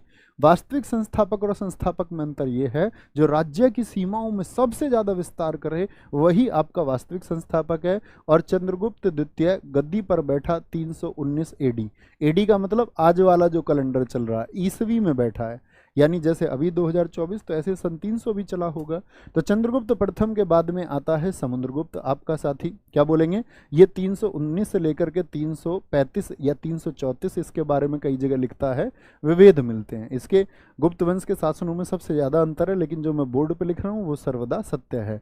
380 एडी हो गया समुद्रगुप्त आपका, और रामगुप्त हो गया आपका। रामगुप्त तो सब बेचारा 3 महीने का, 3 महीने नहीं, कह रहा हूँ, 3 महीने कह रहा हूँ, कि गद्दी पर बैठने के बाद कुछ दिन का शासन था। इसलिए समुद्रगुप्त से सबसे ज़्यादा क्वेश्चन बने। इसी का दरबारी कवि है कौन आपका, इसी का दरबारी कवि कौन, नाम मैंने अभी पढ़ाया था आपको, तो आप बोलेंगे भैया हरिसेन आपने पढ़ाया, हरिसेन आपने पढ़ाया। और समुद्रगुप्त को हम बोलते हैं भारत का नेपोलियन। किससे तुलना की जाती है इसकी, भारत का नेपोलियन इसको कहते हैं। और भारत का नेपोलियन क्यों कहते हैं, क्योंकि इसने साथ ही नॉर्थ इंडिया के 9 राजाओं को, क्या बोलेंगे, इसने नॉर्थ इंडिया के कुल कितने 9 राजाओं को और साउथ इंडिया के 12 राजाओं को हराया था, इकट्ठे नहीं, अलग अलग। साउथ इंडिया के कितने राजा भैया, 12 राजा। तो मैं पूछूं कुल मिला के कितने राजा हराए समुद्रगुप्त ने, भैया 21 राजा हराए, 21 राजा हराए। और यही समुद्रगुप्त है जिसकी नीतियों से क्वेश्चन पूछा जाता है आपका। एक तो साथी आपका आता है, क्या बोलेंगे, पर्शवोद्धरण की नीति, क्या पर्शवोद्धरण पॉलिसी आता है आपका। और एक समुद्रगुप्त से प्रश्न आता है आपका ग्रहण मोक्षानुग्रह, क्या बोलेंगे, ग्रहण मोक्षानुग्रह की नीति। तो दरअसल में क्या था कि उसने पर्शवोद्धरण की नीति भारत के किस हिस्से में चलाई थी, उत्तर में। यहाँ पर क्या था कि उसने राज्य को जीता और उन पर शासन किया। ग्रहण मोक्षाग्रह उसने साउथ में किया। साउथ में क्या था कि राज्य को जीत कर उसको छोड़ दिया, बस अपनी ताकत दिखाई कि मुझको तुम कमजोर मत समझो। कभी कभी हम क्या करते हैं, अपनी ताकत और प्रदर्शन दिखाने के लिए जो कार्य करते हैं, वही समुद्रगुप्त ने किया। समुद्रगुप्त का बेटा ये जो है रामगुप्त, ये थोड़ा कमजोर शासक था। यही था जो अपनी पत्नी किसको, शक शासकों को देने को तैयार हो गया था। जब शक शासक रुद्र तृतीय ने इससे कहा, इसने कहा शक शासक रुद्र तृतीय ने कि हमने सुना है तुम्हारी पत्नी, इसी की वाइफ है, और जयशंकर प्रसाद जी ने इसी के लिए लिखा है, आपका विशाखा दत्त ने भी लिखा है, क्या नाम है उसका, ध्रुव स्वामिनी। उसने कहा रुद्र तृतीय ने कि भैया ये ध्रुव स्वामिनी इतनी सुंदर है, इसको हमको दे दो। तो ये इतना कमजोर शासक था। सोचिए भारत का ऐसा भी राजा हुआ जो अपनी पत्नी देने को तैयार हो गया और कहता है ठीक है राज्य रहेगा तो पत्नी और आ जाएगी। दरअसल में इस रामगुप्त से शादी हुई थी ध्रुव स्वामिनी की। उसके घर वालों ने जो शादी की वो प्रेम प्रसंग था किस किस का, आपका चंद्रगुप्त द्वितीय ध्रुव स्वामिनी का। भैया ये कैसी बात कर रहे हैं, ये तो देवर भाभी हुए, मतलब शादी इसी से होनी थी। लेकिन जब गद्दी पर बड़ा बेटा रामगुप्त बैठा तो लड़की वालों का तुम्हें पता ही है, उनको तो राजा से शादी करनी होती है। तो उन्होंने बोला चंद्रगुप्त द्वितीय से शादी नहीं करेंगे क्योंकि ये गद्दी पे नहीं बैठा है, हम शादी करेंगे रामगुप्त से क्योंकि भैया गद्दी का असली अधिकारी ये है। और बाद में फिर एहसास हुआ अरे ये तो गलत को लड़की दे दी अपनी, ये तो गलत को दे दी, बड़ा कमजोर है। तो ये आकर रोई इससे कि तुम उस दिन मैं शादी का स्टेप ले लेते, मेरी और तुम्हारी शादी हो जाती तो आज ये दिन मुझे ना देखना पड़ता।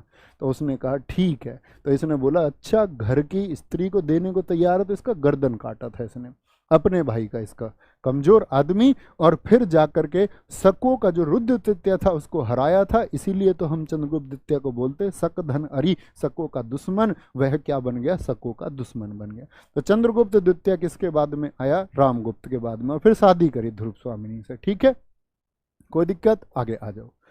वाकाटक वंश का सीधा संबंध किस गुप्त सम्राट से था, वाकाटक वंश का, क्या बोलेंगे जी, चंद्रगुप्त प्रथम या आपका श्रीगुप्त से था भैया, या समुद्रगुप्त से था, या चंद्रगुप्त द्वितीय हुआ। क्रम याद रखेंगे जी भैया, क्रम बिल्कुल याद रखेंगे। एक साथी ने बड़ा अच्छा लिखा है कि समुद्रगुप्त को भैया जो भारत का नेपोलियन कहा वो विंसेंट स्मिथ ने कहा, बहुत शानदार। कौन यूरोपीय इतिहासकार हैं, विंसेंट स्मिथ ने क्या कहा था इसको, भारत का नेपोलियन, क्या कहा था, भारत का नेपोलियन कहा था। अच्छा बताना जरा किस पुस्तक में कहा था, तो हमारे साथी ने वो भी बताया कि इसने भारत के इतिहास के लिए एक पुस्तक लिखी, अर्ली हिस्ट्री ऑफ इंडिया। कौन सी, तो अर्ली हिस्ट्री ऑफ इंडिया पूछी जाती है, किसकी पुस्तक है, विंसेंट स्मिथ की पुस्तक है। ठीक है, तो वाकाटक वंश का जो संबंध है वो चंद्रगुप्त द्वितीय से है, क्योंकि चंद्रगुप्त द्वितीय ने साथी क्या किया, देखो वाकाटक वंश में आपको पहले बता दूं, वाकाटक वंश जिसके संस्थापक कौन है, कितने लोग बताएंगे, फाउंडर्स आपको हमेशा पता होने चाहिए। संस्थापक हैं इसके विंध्य शक्ति, कौन है, विंध्य शक्ति इसके फाउंडर थे, और विंध्य शक्ति से इसकी रिश्तेदारी हुई, दरअसल में समधी बने ये दोनों आपस में। और ये कौन है, चंद्रगुप्त, मैंने आपको बता दिया समुद्रगुप्त का बेटा है। ठीक है, और चंद्रगुप्त द्वितीय ने ही किससे, ये अपने बेटे की शादी कराई, यहाँ पर सॉरी क्या बोलेंगे, फिर आपका अपनी बेटी की शादी कराई, किसकी शादी कराई, अपनी बेटी की शादी कराई वाकाटकों में, ये याद रखेंगे। कौन है जी, चंद्रगुप्त द्वितीय। चंद्रगुप्त द्वितीय का शासनकाल तो साथी सब जानते हैं, इससे क्वेश्चन बनते हैं। चंद्रगुप्त के दरबार में कितने रत्न रहते थे, चंद्रगुप्त सेकंड जिसका भारत में शासन 380 एडी से लेकर के 414 एडी रहा है, इसके शासनकाल में साथी क्या बोलेंगे, इसके शासनकाल में कितने रत्न रहते थे? 9 रत्न, जो बाद में अकबर ने भी रखे। तो कितने व्यक्ति हैं थम्स अप करके बताएं जिनको 9 रत्नों के नाम याद हैं? तो क्या बोलेंगे भैया? पहले तो अमर सिंह। अमर सिंह किसके दरबार में रहते थे? बहुत इंपॉर्टेंट क्वेश्चन। चंद्रगुप्त द्वितीय के दरबार में। क्या लिखा इन्होंने? अमरकोश पुस्तक को लिखा है। किस बुक को लिखा है? अमरकोश बुक किसने लिखी है? वो अमर सिंह ने लिखी है, अमर सिंह ने लिखी है। ये कौन थे भैया? जो कोशकार होता है। कोशकार समझते हो? Man who makes the dictionaries, वो कोशकार होता है। ठीक है। एक आपका धन्वंतरी थे। धन्वंतरी कौन है साथी जरा बताएं? ये डॉक्टर साहब थे। ये कौन थे भैया? ये आपका डॉक्टर साहब थे, यानी कि ये चिकित्सक थे, मेडिसिन फील्ड से इनका संबंध था। तीसरे थे साथी आपका हरिसेन, जो समुद्रगुप्त के इनके पिता के दरबारी थे, वो इनके समय पर भी रहे। हरिसेन कौन है? वो कवि थे, पोइट थे एक। साथी आपका कालिदास। कालिदास भी कौन थे? कवि थे आपका। क्या बोलेंगे? कालिदास भी एक कवि थे, कवि थे कालिदास भी, महाकवि कालिदास जिनको हम कहते हैं। और छपणक थे एक, छपणक जो आर्किटेक्ट थे, इनके महलों को आपका डिजाइन करते थे, वो जगहों को, वास्तुकार थे, क्योंकि गुप्त काल को हम वास्तुकला के लिए भी जानते हैं। तो वो देन छपणक ही है। कौन बोलेंगे? छपणक है। शंकु का संबंध किससे था साथी आपका?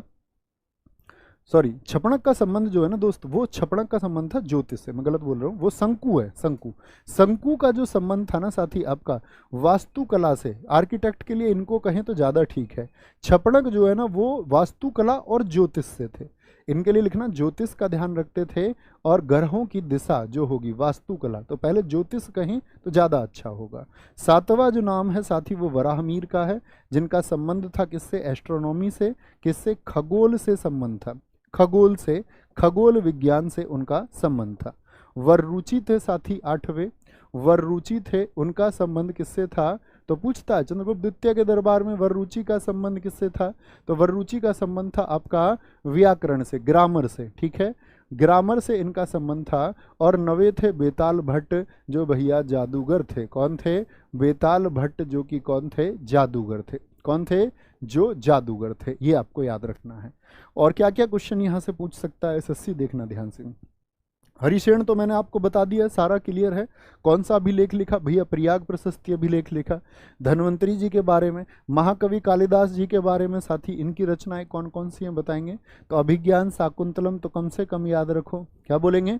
हिंदी की पुस्तकें अब एसएससी पूछने लग गया है। अभिज्ञान शाकुंतलम, ये तो वैसे भी ऐतिहासिक पुस्तक है। अभिज्ञान शाकुंतलम है आपका। मेघदूतम को याद रखो। मेघदूत पुस्तक किसकी है? मेघदूत पुस्तक किसकी है? कालिदास की। छपणक को याद रख लेंगे। वराहमिहिर की पुस्तक याद रख लो साथी आपका पंच सिद्धांतिका। इन्होंने खगोल के बहुत सारे सिद्धांत दिए। पंच सिद्धांतिका। मेहरौली जानते हो ना, मेहरौली की स्टोरी क्या है? मेहरौली कहाँ पड़ता है? जहाँ कुतुब मीनार है, नई दिल्ली में। मेहरौली है मिहिर की हवेली। इन्होंने इसी वराहमिहिर को एक हवेली गिफ्ट दी कि भैया तुमको जो रिसर्च करनी है तुम करो इस देश के लिए, मैं तुम्हारे साथ हूँ। तो क्या बोलेंगे भैया? वहीं पर उन्होंने बढ़िया काम किया। तो वो मिहिर की हवेली को ही हम बोलते मिहिर की हवेली, हवेली हवेली हवेली महरौली हो गया धीरे धीरे। ठीक है, क्या बोलेंगे? पंच सिद्धांतिका, व्रत संहिता हो गया। वररुचि हो गए। बेताल भट्ट की साथी अगर हम बात करें, इन्होंने लिखा आपका मंत्र शास्त्र को। किसको? मंत्र शास्त्र बुक किसकी है? मंत्र शास्त्र बुक किसकी है? वो आपका बेताल भट्ट यानी जादूगर की है। ठीक है, ये याद रखेंगे। बहुत बढ़िया। तुम डर गई क्या मुझसे, मैं तुमको जानता हूँ। भाई से मुक्ति दो बहुत जल्दी से। इसका नाम क्यों दिखा रहे हो तुम? ये डाउट है कोई? पढ़ाओ इसको। अरे भय का माहौल पैदा कर रहा है लड़कियों में आगे क्लास में। ये कितने कमाल का आदमी है। नवीन सर का जख्मी छात्र। बेटा यूट्यूब पे ऐसे ऐसे नाम लिख दो जो यूट्यूब भी घबराए नाम देख करके, जो नाम देख के कांपने लगे यूट्यूब भी कि कौन व्यक्ति है, किसके जख्मी छात्र हैं। बहुत गजब। एक तो ये होता है ना, पापा कहते हैं बड़ा नाम करेगा, तो तुम ऐसे समझ लो गुरुजी कहते हैं बड़ा नाम करेगा और अपना नाम लगा लो उसके आगे। गुप्त काल को प्रारंभ करने का श्रेय किसे दिया जाता है? गुप्त काल को बोलेंगे भैया फटाफट से। क्या बोलेंगे? गुप्त काल को प्रारंभ करने का श्रेय किसे दिया जाता है? सर जी आवाज़ बहुत धीरे आ रही है। बेटा थम्स अप करके बताना आवाज़ ठीक आ रही है। मैं रोज़ देखता हूँ अपनी क्लास को चला के, बाद में भी आवाज़ सुन के आवाज़ हमेशा ठीक होती है। शायद आप किसी किसी के फ़ोन में दिक्कत होती है, एक बार थम्स अप करके बताएं ताकि बाकी बच्चे भी देखें कि आवाज़ ठीक है। बताना आवाज़ ठीक है भाई। गुप्त काल किसने शुरू किया? अब गजब तरीके से उत्तर बताएंगे। क्या समुद्रगुप्त कहें भैया, चंद्रगुप्त द्वितीय कहें, कुमारगुप्त कहें या चंद्रगुप्त प्रथम कहें? तो इनमें से किसको चुनेंगे? वास्तविक संस्थापक। और इसी दिन इसने क्या चलाया? गुप्त संवत चलाया। गुप्त संवत चलाया जिस दिन ये गद्दी पर बैठे, और गद्दी पर बैठने का क्या वर्ष है? 319 एडी है, 319 ईस्वी है, कभी गलती नहीं करनी है। अमर सिंह रिक्त स्थान के दरबार में तेजस्वी व्यक्तियों में से एक था। ये तो क्वेश्चन बन जाएंगे यहाँ से। अमर सिंह साथी आपका चंद्रगुप्त द्वितीय, कुमारगुप्त, चंद्रगुप्त द्वितीय या समुद्रगुप्त? अमर सिंह कौन थे आपका? जिन्होंने साथी अमरकोश बुक को लिखा, अमरकोश बुक को लिखा, अमरकोश पुस्तक को लिखा। और ये क्या करते थे? डिक्शनरी कंपाइल करते थे। किसके दरबार में? चंद्रगुप्त द्वितीय के दरबार के नवरत्नों में से एक थे, कोशकार थे। क्या बोलेंगे? निम्नलिखित में से चंद्रगुप्त द्वितीय के दरबार के नवरत्नों में से किसने मंत्र शास्त्र लिखा था? बहुत बढ़िया, एक और प्रश्न होता हुआ हमारा, मंत्र शास्त्र को किसने लिखा था, जरा बताएं। महाकवि कालिदास भैया, मेघदूत लिखा इन्होंने, अभिज्ञान शाकुंतलम लिखा, और बहुत सारे भारत के ग्रंथ लिखे। ठीक है। घटकरपर ने लिखा साथी आपका, कुछ बताएंगे जरा फटाफट से। घटकरपर ने कुछ लिखा। और देखो यहाँ पर एक बात और आती है आपका, यहाँ पर जो नाम आता है ना, जैसे हम यहाँ पर नाम लेते हैं हरिशेन, तो बहुत सारे लोग यहाँ पर विभेद करते हैं इसी एक बात से कि चंद्रगुप्त के दरबारों में भैया ये तो समुद्रगुप्त के थे। तो हरिशेन कुछ समय तक रहे थे नवरत्नों में, और घटकरपर कुछ समय तक रहे थे। कुछ साथी इस पर कहने लगते हैं कि भैया घटकरपर होंगे तो हरिशेन नहीं थे, तो हरिशेन भी रहे हैं। हरिशेन और घटकरपर कुछ कुछ समय के लिए दोनों रहे हैं। ठीक है, कभी भी इस बात से कंफ्यूज नहीं होना। बेताल भट्ट एक जादूगर थे, इन्होंने ही साथी क्या लिखा आपका? मंत्र शास्त्र को लिखा है। निम्नलिखित में से कौन सा शिखर है जो झारखंड का सबसे ऊंचा शिखर है? क्या बोलेंगे? आगे आएंगे। झारखंड का सबसे ऊंचा शिखर है, फटाफट से बताएंगे। तो कांगतो होगा, गिरनार होगा, अनाईमुड़ी होगा या पार्श्वनाथ होगा? जैन धर्म के 23वें तीर्थकर थे पार्श्वनाथ, उनके नाम पर इसको लिखा गया। अनाईमुड़ी कहाँ की है साथी? आपका केरल की। गिरनार गुजरात की सबसे ऊंची चोटी है। और कांगतो आप मुझे बता सकते हैं कहाँ की सबसे ऊंची चोटी है? तो कांगतो आप कहेंगे भैया ये अरुणाचल की सबसे ऊंची चोटी है। एसएससी पूछे गए आपका कौन कौन से हैं साथी स्टेट, मैं आपको पूछना चाहूँगा। जैसे मैं बोलूँ आपसे, आंध्र प्रदेश की सबसे ऊंची चोटी मुझको आप बताओ। आंध्र प्रदेश की सबसे ऊंची चोटी कौन सी हो जाएगी? आंध्र प्रदेश की। आप मुझे साथी मध्य प्रदेश की सबसे ऊंची चोटी बता दो। आप मुझे दोस्त नागालैंड की सबसे ऊंची चोटी बता दो। Highest peak of the state इसको कहते हैं हम। उड़ीसा की सबसे ऊंची चोटी बता दो। उड़ीसा की सबसे ऊंची चोटी कौन सी होगी? यूपी की सबसे ऊंची चोटी बता दो। महाराष्ट्र की सबसे ऊंची चोटी कौन सी होगी? बोलो, महाराष्ट्र की सबसे ऊंची चोटी कौन सी हो जाएगी? तो क्या बोलेंगे? आंध्र प्रदेश की सबसे ऊंची चोटी का नाम है भैया हमारा अरमाकोंडा। क्या बोलोगे? अरमाकोंडा है, अरमाकोंडा। मध्य प्रदेश की क्या बोलोगे? धूपगढ़ की चोटी है। क्या बोलेंगे? धूपगढ़ की चोटी है। नागालैंड की साथी आपका सारामती है। क्या बोलेंगे? सारामती है आपका। उड़ीसा की है दोस्त आपका देवमाली सबसे ऊंची चोटी। यूपी का है अस्मोत पीक, अस्मोत शिखर है आपका। और महाराष्ट्र का कलसूबाई। ये जो इधर लिखे हैं मैंने 5-6, ये सबसे ज़्यादा पूछे जाते हैं। कलसूबाई सबसे ऊंची चोटी हो जाएगी। क्या बोलेंगे? ये महाराष्ट्र की सबसे ऊंची चोटी होगी। बहुत सारे साथियों ने मुझसे भी पहले लिखा था, दिखाई जरा नाम कुछ भाइयों के, जैसे अंकित खटाना, गुजर भाई एकदम ठीक लिखा था आपने। प्रधान आकाश भाटी मेरे भाई एकदम ठीक है। अविनाश चौधरी, ट्विंकल बहुत शानदार। मिथुन राजभर, हर्ष साई। पिद्रु तलगला रिक्त स्थान की सबसे ऊंची पर्वत चोटी है। भारत के पड़ोसी देश, मैंने कहा उनकी ऊंची चोटी आपको सबकी पता होनी चाहिए। तो भूटान की सबसे ऊंची चोटी है क्या? भूटान की सबसे ऊंची चोटी कौन सी हो जाएगी भैया? गंगखर पुनसुम। मैंने आपको बताया था ये आज तक फतेह नहीं हुई है। गंगखर पुनसुम, इस पर कोई भी आज तक फतेह नहीं कर पाया है। तो ये सबसे ऊंची चोटी पिद्रु तलगला नहीं है। श्रीलंका की सबसे ऊंची चोटी है साथी आपका पिद्रुत लागला। म्यांमार की सबसे ऊंची चोटी बताइए? खाकोबी राजी हो जाएगी। कौन सी हो जाएगी? खाकोबी राजी। माँ या मार, ये खा के राजी हो रही है। क्या बोलेंगे? नेपाल की सबसे ऊंची चोटी माउंट एवरेस्ट, इसमें तो सोचना ही नहीं है। Mount Everest. क्या बोलते हैं नेपाल में इसको? सागरमाथा बोलते हैं। भारत का पड़ोसी देश चीन की सबसे ऊंची चोटी कौन सी होगी? पाकिस्तान की सबसे ऊंची चोटी कौन सी होगी आपका साथी? बांग्लादेश की सबसे ऊंची चोटी कौन सी होगी? बांग्लादेश की सबसे ऊंची चोटी कौन सी होगी? अफगानिस्तान की सबसे ऊंची चोटी कौन सी होगी? ये भारत के पड़ोसी देश हैं, बोले जी। तो चाइना की कौन सी हो जाएगी आपका? चुमुलंगमा। क्या बोलोगे? चाइना की है चुमुलंगमा, सबसे ऊंची चोटी है। पाकिस्तान की साथी आपका तिरचमीर है। पीओ के मत लिखा करो, क्या K2 को लिख देते हो? भारत का है। बांग्लादेश, अगर भैया K2 ये तिरचमीर नहीं विकल्प में आया तब तो K2 चुनना आपकी मजबूरी हो जाएगी, तब एग्जामिनर बिल्कुल पाकिस्तान के पक्ष का है, लिख दे पाकिस्तान की सबसे ऊंची चोटी K2। तो K2 कहाँ है? पाक ऑक्यूपाइड कश्मीर में। पाक ऑक्यूपाइड कश्मीर पूरी दुनिया जानती है किसका है? भारत का है। K2 8,611 metre. तो ऐसा विकल्प में देगा तो चुनना पड़ेगा, स्टूडेंट की तो मजबूरी है, नहीं तो नंबर खा जाएगा उसका, है ना। क्या बोलेंगे? बांग्लादेश की सबसे ऊंची चोटी कौन सी होगी? केकरा डोंग होगी। क्या होगा? केकरा डोंग। लेकिन अगर तिरचमीर ऑप्शन में है तो फिर उसी को चुनना है। अफगानिस्तान की साथी नौशाक होगी। क्या होगी? नौशाक होगी। तो प्रश्न था हमारा किससे? आपका श्रीलंका से। श्रीलंका का नेशनल गेम आज ही बताया वॉलीबॉल है, याद रखेंगे? जी हाँ। श्रीलंका की सबसे लंबी नदी भी बताओ। श्रीलंका की साथी आपका, श्रीलंका की जो लॉन्गेस्ट रिवर है, सबसे लंबी नदी कौन सी है? बताएं जी। सबसे लंबी नदी कौन सी है श्रीलंका की? तो बोलेंगे भैया सबसे लंबी नदी है श्रीलंका की आपका महावेली। क्या है? महावेली गंगा उसको हम कहते हैं। महावेली गंगा सबसे लंबी नदी है। कहाँ की? श्रीलंका की। आगे आएंगे। 2011 की जनगणना के अनुसार कुल वैश्विक आबादी का कितने प्रतिशत जनसंख्या भारत में है? पूरी दुनिया में आप लोग जानते होंगे, दरअसल में कहा जाता है कि 800 करोड़ के करीब लोग हैं। ठीक है, 800 करोड़ के करीब लोग हैं। तो हम कह रहे हैं पूरे भारत में पूरी दुनिया का कितने प्रतिशत है? तो 17.5% है। क्या बोलेंगे? 17.5%। मतलब हम कह सकते हैं लगभग कौन सा हिस्सा भारत में रहता है?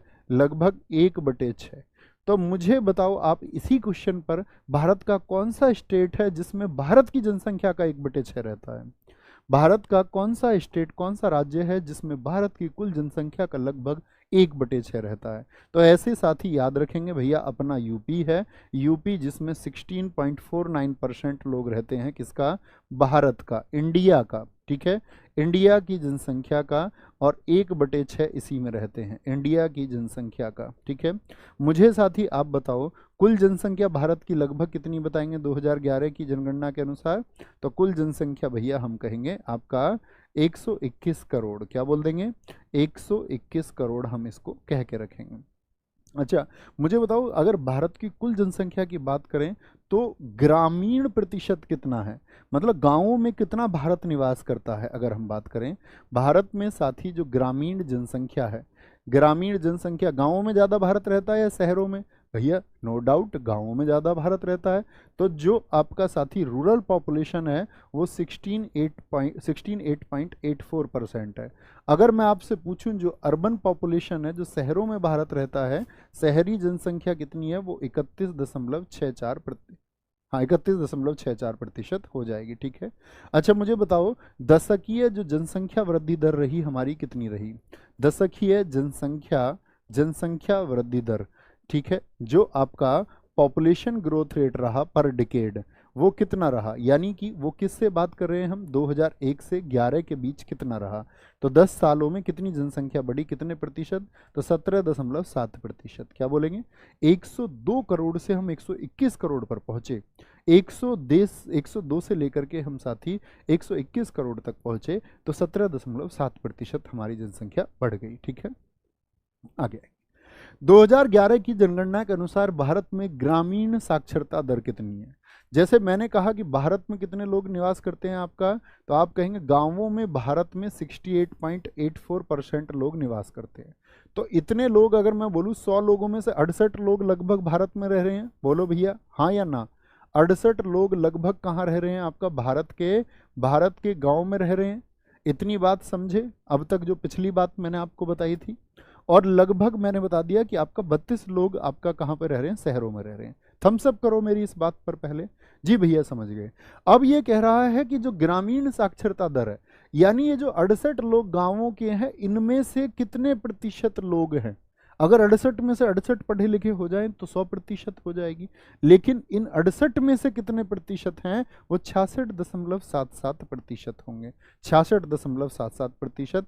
लेकिन इसके वर्तमान में आंकड़े, क्योंकि सेंसस तो अभी जारी नहीं हुई, लेकिन अभी आपका 71.42% वर्तमान में इसके आकलन किए गए हैं। जैसे शहरी को बताया गया कि शहर में जो 38 लोग रहते हैं, उन 38 लोगों का जो प्रतिशत है, 38 में से लगभग 83%, 83.18 बन जाएगा, क्या बोलेंगे, 83.18% लोग जो हैं वो साक्षर है। मतलब शहर में साक्षर ज़्यादा है, गाँव में पढ़े लिखे यानी कि साक्षर कम है। इसका मतलब बुद्धिमानी से कतई नहीं है। कभी सोचो, हम गांव वालों को, कभी तुम ये सोचो शहर वाले कि जी भैया तुम तो कम पढ़े लिखे हो।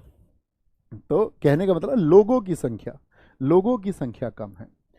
कुद्रेमुखी खाने निम्नलिखित में से किस राज्य में है? कुद्रेमुखी खान जिनको किस जानवर से साथी, क्या एसएससी ने पूछा था, अगर पुराने छात्रों को कुछ को पता हो तो मैंने कहा था कुद्रेमुखी खानों से प्रश्न आता है कि ये किस जानवर के आकार की, किसके आकार की, घोड़े के चेहरे के आकार की है। क्या बोलोगे? घोड़े के चेहरे के आकार की, और कहीं कहीं शेर के चेहरे के आकार की ये है, ठीक है। तो कुद्रेमुखी खाने कहाँ पर हैं? कर्नाटक में। कर्नाटक सही उत्तर हो जाएगा दोस्त। और कर्नाटक में ही दोस्त आपका क्या है, कोलार की खाने, क्या बोलोगे, कोलार, और आपका हट्टी की खाने, हट्टी की जो माइंस हैं, हट्टी की खाने, ये कहाँ पर हैं, किस धातु के लिए जानी जाती हैं? तो कोलार और हट्टी साथी जानी जाती हैं आपका गोल्ड के लिए। किसके लिए? केजीएफ देखी ना मूवी आपने, कोलार गोल्ड फील्ड्स। केजीएफ का क्या मतलब? कोलार के जो गोल्ड फील्ड्स है, खेत के, क्या बोलेंगे, आपका सोने की जो खदानें हैं, बड़ी देश की संपदा है साथी ये। अब नेहरू जी ने तो एक बार वर्ल्ड बैंक से साथी, जब हमको पैसा चाहिए था तो हमने सिक्योरिटी दी थी कोलार माइंस की, कोलार की खानों को हमने एक सुरक्षा के रूप में जमा किया था कि आपके पास ये है, आप हमारी मदद कीजिए। छत्तीसगढ़ में साथी आपसे कभी भी पूछे बैलाडीला की खान है, बैलाडीला माइंस कहाँ पर है, बैलाडीला की माइंस कहाँ पर है आपसे पूछे। महाराष्ट्र में साथी कोई इंपॉर्टेंट नहीं है, उड़ीसा में याद रख लेना, उड़ीसा में आपका साथी बाल्दा की खाने, किसकी? बाल्दा की खाने। एक दिन सारी खान आपको कराऊंगा। गोरू महिलानी की खाने कहाँ पर हैं? गोरू महिलानी की खाने कहाँ पर हैं साथी आपका? तो आप बोलेंगे वो भैया उड़ीसा में है। कहाँ पर हैं? उड़ीसा में स्थित हैं। पन्ना सतना, ये तो कॉमन है, जानते होगे ना। पन्ना सतना जो हीरे के लिए प्रसिद्ध है, वो खाने कहाँ पर हैं बताएं? हीरे जो मिलते हैं, तो बोलना पन्ना सतना की खाने भैया एमपी में, मध्य प्रदेश में है, मध्य प्रदेश में। 1991 में भारत के रुपये का मूल्य क्या किया गया? अवमूल्यन, डी वैल्यू क्यों किया जाता है भैया, जरा बताएं। रुपये का अवमूल्यन क्यों किया जाता है? जैसे साथी आप मुझे बताएं कि रुपये का अवमूल्यन इसलिए किया जाता है, अभी अगर हम बोलें $1 में लगभग कितने रुपए हैं, हम बोल रहे हैं कि $1 में 83 रुपये होते हैं, तो जो हमारे यहाँ पर सामान खरीदेगा $1 में उसको 83 मिलेगा। लेकिन इसकी वैल्यू घटा के मैं कम कर दूं, इसकी वैल्यू मैं घटा के कम कर दूं, यानी 83 रुपये में 80 पे कैलकुलेशन करें तो आप ज़्यादा अच्छा समझेंगे। समझना एक बार, $1 में कितने? 80 रुपये मान लिए हमने लगभग, ठीक है, क्या है ये? लगभग है। तो 80 रुपये में पार्ले जी के पैकेट कितने आएंगे ये बताओ? पार्ले जी के पैकेट कितने आएंगे 80 रुपये में? आज के हिसाब से बोल लो, 5 रुपये का एक पैकेट मान लो, तो 16 पैकेट आ जाएंगे पार्ले जी के, या कोई 5 रुपये का एक पैकेट है, 16 पैकेट आ जाएंगे। जी हाँ। इसकी वैल्यू मैंने कम कर दी, तो वैल्यू जो बाहर का निवेश हो रहा था, तो 80 रुपये से जैसे ही वैल्यू कम होगी तो ये पैकेट ज़्यादा आएंगे या नहीं आएंगे, बोलो हाँ या ना। तो भैया अगर वो 80 रुपये के 16 पॉकेट तब खरीद रहा था $1 में, जैसे ही इसको मैंने कम कर दिया, यानी कि आपका साथी इसकी वैल्यू मैंने कम कर दी, तो उसका क्या हो जाएगा? उसको फायदा हो जाएगा। और बाहर के निवेश को मंगाने के लिए ये किया जाता है, और ये निवेश को मंगाने के लिए किया जाता है। तो कितने चरणों में किया गया? 1991 में किसकी सरकार थी? गजब तरीके से उत्तर आए भैया। 2 बार इसको किया गया, 1 जुलाई, पहले तो 1 जुलाई को किया गया 1991 में, और फिर साथी आपका 3 जुलाई को किया गया 1991 में। देन आपका ये तो हुए 1991 के, लेकिन पहली बार रुपए का अवमूल्यन कब किया गया था? आज़ादी के बाद 1949 में। दूसरी बार साथी डिवैल्यू कब किया गया? तो क्यों करते हैं ये? ताकि बाहर का निवेश बढ़े, निवेशक आए हमारे देश में, 1966 में। तो मुद्रा के मूल्य में गिरावट की गई।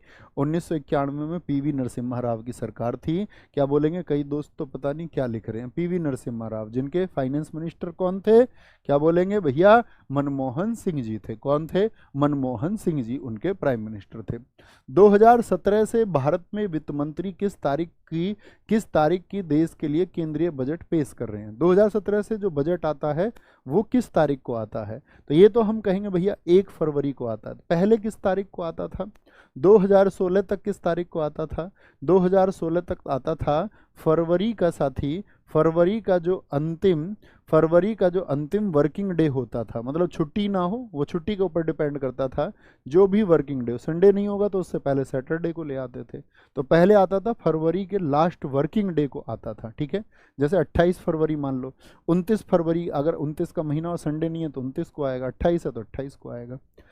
तो 1 फरवरी को आता 2017 से। मुझे बताओ साथी, जो पहला बजट हमारा आया, इससे क्वेश्चन बनेंगे आपका, सबसे पहले बजट से क्या क्या क्वेश्चन बनते हैं, मुझे बताओ। बजट किस अनुच्छेद के अंतर्गत आता है, बजट शब्द किस अनुच्छेद के अंतर्गत आता है, तो आप कहेंगे आर्टिकल 112 के अंतर्गत आता है।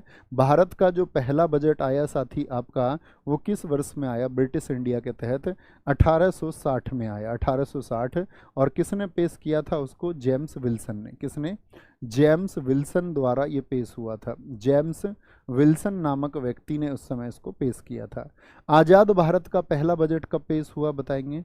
आज़ाद भारत का जो पहला बजट था वो साथी किसने पेश किया था, 1947 में आया भैया। कब आया, 1947 में आया, 1947। और पहले वित्त मंत्री कौन थे, षणमुख सेठी थे। कौन थे दोस्त आपका, षणमुख सेठी उस बजट को लेकर के आए थे, उन्होंने उसको पेश किया था, ये बात याद रखेंगे, ठीक है। मुझे बताओ, अगर मैं पूछूं पहला पेपरलेस बजट कब आया, पहला पेपरलेस बजट कब आया, तो पहला पेपरलेस बजट आया था हमारा साथी आपका 2021-22 में। कौन लेके आई थी, निर्मला सीतारमण। कौन थी, निर्मला सीतारमण लेके आई थी, निर्मला सीतारमण लेके आई थी। अच्छा मुझे बताओ, निर्मला सीतारमण देश की पहली महिला वित्त मंत्री हैं, इस बात को आप मानते हैं कि नहीं मानते हैं। बहुत बढ़िया मोहित रोहिल्ला जी, यहीं से साथी मैं आपको शाबाशी देता हूं। उन्होंने कहा सबसे ज़्यादा पेश करने वाले मोरारजी देसाई हैं बजट को। बताएं भैया, पहला पेपरलेस बजट निर्मला सीतारमण, क्या बोलेंगे। बहुत सारे दोस्त कह रहे हैं नहीं नहीं, कुछ कह रहे हैं यस। अरे बड़ा कंफ्यूजन है भाई।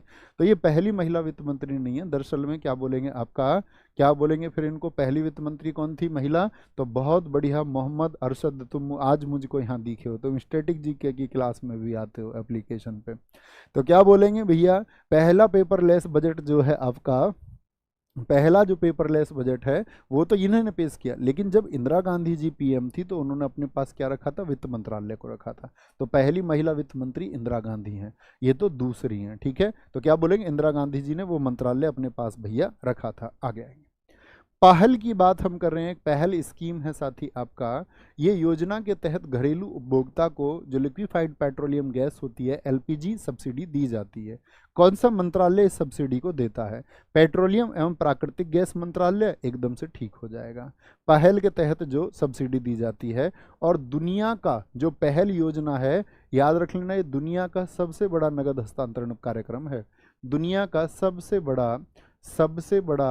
सबसे बड़ा घरेलू, क्या बोलेंगे, सबसे बड़ा जो आपका घरेलू, क्या बोलेंगे, biggest domestic cash transfer programme, नगद हस्तांतरण कार्यक्रम ये है।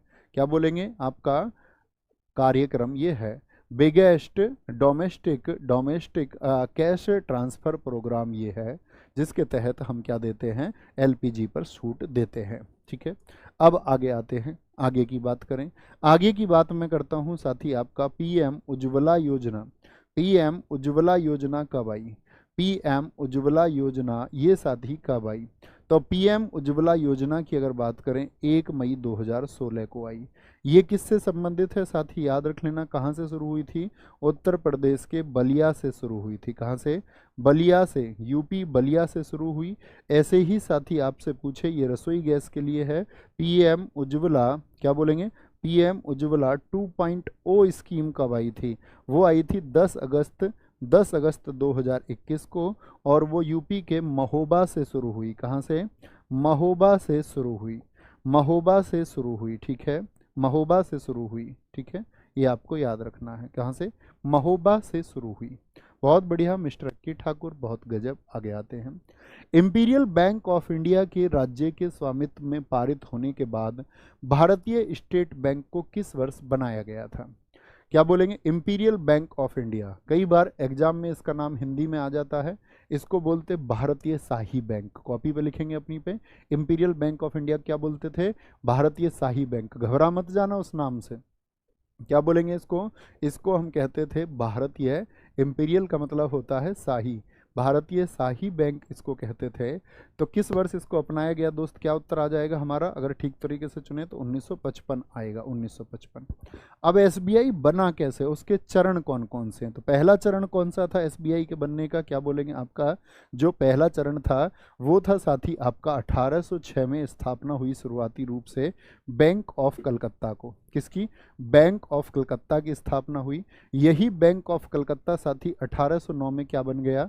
1809 में क्या बन गया? ये आपका बैंक ऑफ बंगाल बन गया। क्या बन गया? बैंक ऑफ बंगाल बन गया आपका। और फिर 15 अप्रैल, क्या बोलेंगे भैया? 15 अप्रैल 1900 पर नहीं पहुंचना, 1800 पे, 15 अप्रैल 1840 को साथी बना था आपका बैंक ऑफ, क्या बोलेंगे? Bank of Bombay. क्या बना था? बॉम्बे मतलब मुंबई वाला।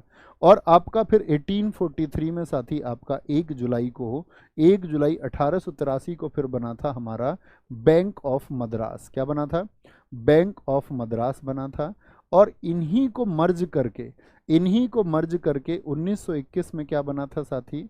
इन तीनों को इकट्ठा करके 1921 में बना था, 1921 में इंपीरियल बैंक ऑफ इंडिया। किस डेट को बना ये आपको बताना है। इंपीरियल बैंक बनाया गया आपका साथी, कब बनाया गया आपका इंपीरियल बैंक? 27 जनवरी 1921 को। और यही इंपीरियल बैंक का फिर साथी नेशनलाइज करके एसबीआई बना। क्या बनेंगे? एसबीआई बना आपका 1 जुलाई 1955 को, 1 जुलाई 1955 को। कभी भी गलती ना करें। तो कब बना एसबीआई? नेशनलाइज किया गया। किसको? इंपीरियल बैंक को नेशनलाइज किया गया। नेशनलाइज 3 बैंक कौन कौन से थे? Bank of Bengal, bank of Madras, bank of Calcutta. ठीक है, आगे आएंगे। क्या बोलेंगे? भारत में म्यूचुअल फंड उद्योग, म्यूचुअल फंड उद्योग निम्नलिखित लिखना है भैया। क्या बोलेंगे? निम्नलिखित में से किस संगठन द्वारा नियंत्रित होते हैं? जो म्यूचुअल फंड्स होते हैं, देखते होंगे म्यूचुअल फंड्स बाजार के जोखिमों के अधीन है। एड्स आते रहते हैं अक्सर, आपने देखे होंगे। क्या बोलेंगे? सेबी और आरबीआई, इरडा और आपसीआई, नीति आयोग और आईएफसीएल, वाणिज्य मंत्रालय और सिडबी। क्या बोलेंगे? सेबी और आरबीआई होगा। क्या होगा? सेबी और आरबीआई होगा। म्यूचुअल फंड्स में बहुत सारे लोग निवेश करते हैं। ठीक है, ऐड करते हुए देखें तुमने, सचिन तेंदुलकर कहते हैं जैसे म्यूचुअल फंड्स बाजार के नियमों के अधीन है, लेकिन जोखिम होना भी लाजमी। कभी आप सोचे जोखिम ना हो। सेबी और आरबीआई में आपको पढ़ा चुका हूँ। सेबी 1998, आरबीआई 1935 के कॉमन चीज़ें हम जान चुके हैं। कॉमन क्या, बहुत कुछ जान चुके हैं। धीरे धीरे क्या क्या जान जाएंगे। एक छोटी अवधि के दौरान किसी पिंड पर लगने वाले बल को, किसी छोटी अवधि, आपने देखा टेंट गाड़ने आते हैं गांव में, तो वो एक बड़ा सा हथौड़ा लेके आते हैं और उस बड़े से हथौड़े से उस टेंट जहां पर उनको वो पोल गाड़ने हैं, पोल गड़ाने हैं, वहां पर बल लगाते हैं। देखा किसी किसी ने? यस और नो? जी भैया, हमने ये देखा है। इसी को हम कहते हैं इम्पल्स। क्या कहते हैं? आवेग। आवेग होता है साथी आई बराबर एफ इंटू टी, थोड़े से समय के लिए डेल्टा टी, इसीलिए इसको बोलते हैं हम लोग। और एफ होता है आपका फोर्स, एफ टी होता है। दाब क्या होता है? किसी साथी सतह के एकांक क्षेत्रफल पर, एक यूनिट एरिया पर लगने वाला साथी बल होता है। पृष्ठ तनाव नहीं बात करेंगे, तनाव बल। ये तनन प्रतिबल होता है, कोई चीज कितनी टेंसिबल है। टेंसिबल का मतलब है उसको कितना खींचा जा सकता है, कितना खींचा जा सकता है। आगे सीस्मोग्राफ का उपयोग रिक्त स्थान को मापने के लिए किया जाता है। सीस्मोग्राफ क्यों? वर्षा अवक्षेप, रेन का प्रेसिपिटेशन को नापने के लिए, भूमिगत जल स्तर, अंडरग्राउंड वाटर लेवल के लिए होता है, या फिर भूकंप के लिए होता है। क्या बोलेंगे? स्केल कौन सा होता है भूकंप के लिए? बताना। स्केल कौन सा होता है जिस पर 0 से 9 तक अंक होते हैं, 0 से 9 तक की जिस पर डिजिट होती हैं? तो आप बोलेंगे स्केल होता है भैया रिक्टर स्केल। किसने बनाया था? रिक्टर ने उसको बनाया था, इसीलिए उसको रिक्टर स्केल कहते हैं। अच्छा मुझे बताओ, सीस्मोग्राफ तो जान गई, ग्राफ हो गया अध्ययन के लिए। मुझे बताओ आप लोग, जो सूर्य की किरणों की तीव्रता नापे, सूर्य किरण तीव्रता, सन रेज की इंटेंसिटी किससे नापोगे? सन रेज की अगर इंटेंसिटी नापनी है तो किससे नापोगे? मुझे बताओ साथी, समुद्र तल से ऊंचाई बतानी है, क्या बोलोगे? समुद्र तल से जो सी सरफेस है आपका, उससे अगर आपको हाइट को मापना है तो कैसे नापोगे? समुद्र तल से ऊंचाई, सी लेवल से कितना ऊंचा है। आपको साथी वर्षा की मात्रा नापनी है, क्वांटिटी ऑफ रेन मापना है, कैसे नापोगे? वर्षा की मात्रा कैसे मापोगे? समुद्र की गहराई, डेप्थ ऑफ सी कैसे नापोगे? समुद्र की गहराई, समुद्र की गहराई कैसे मापोगे? बताएंगे जी आप। तो सूर्य किरणों की तीव्रता, इंटेंसिटी ऑफ सनलाइट, ये साथी एक्टियोमीटर होता है। क्या होता है इसके लिए? इसके लिए भैया एक्टियोमीटर होता है, एक्टियोमीटर होता है। समुद्र तल से जो ऊंचाई होती है उसको साथी हम हिप्सोमीटर से नापते हैं। किससे? हिप्सोमीटर से मापते हैं। किससे? हिप्सोमीटर से मापते हैं। वर्षा की मात्रा हम रेन गेज से माप सकते हैं, रेन गेज से माप सकते हैं। समुद्र की गहराई को साथी हम फैदोमीटर से, किससे?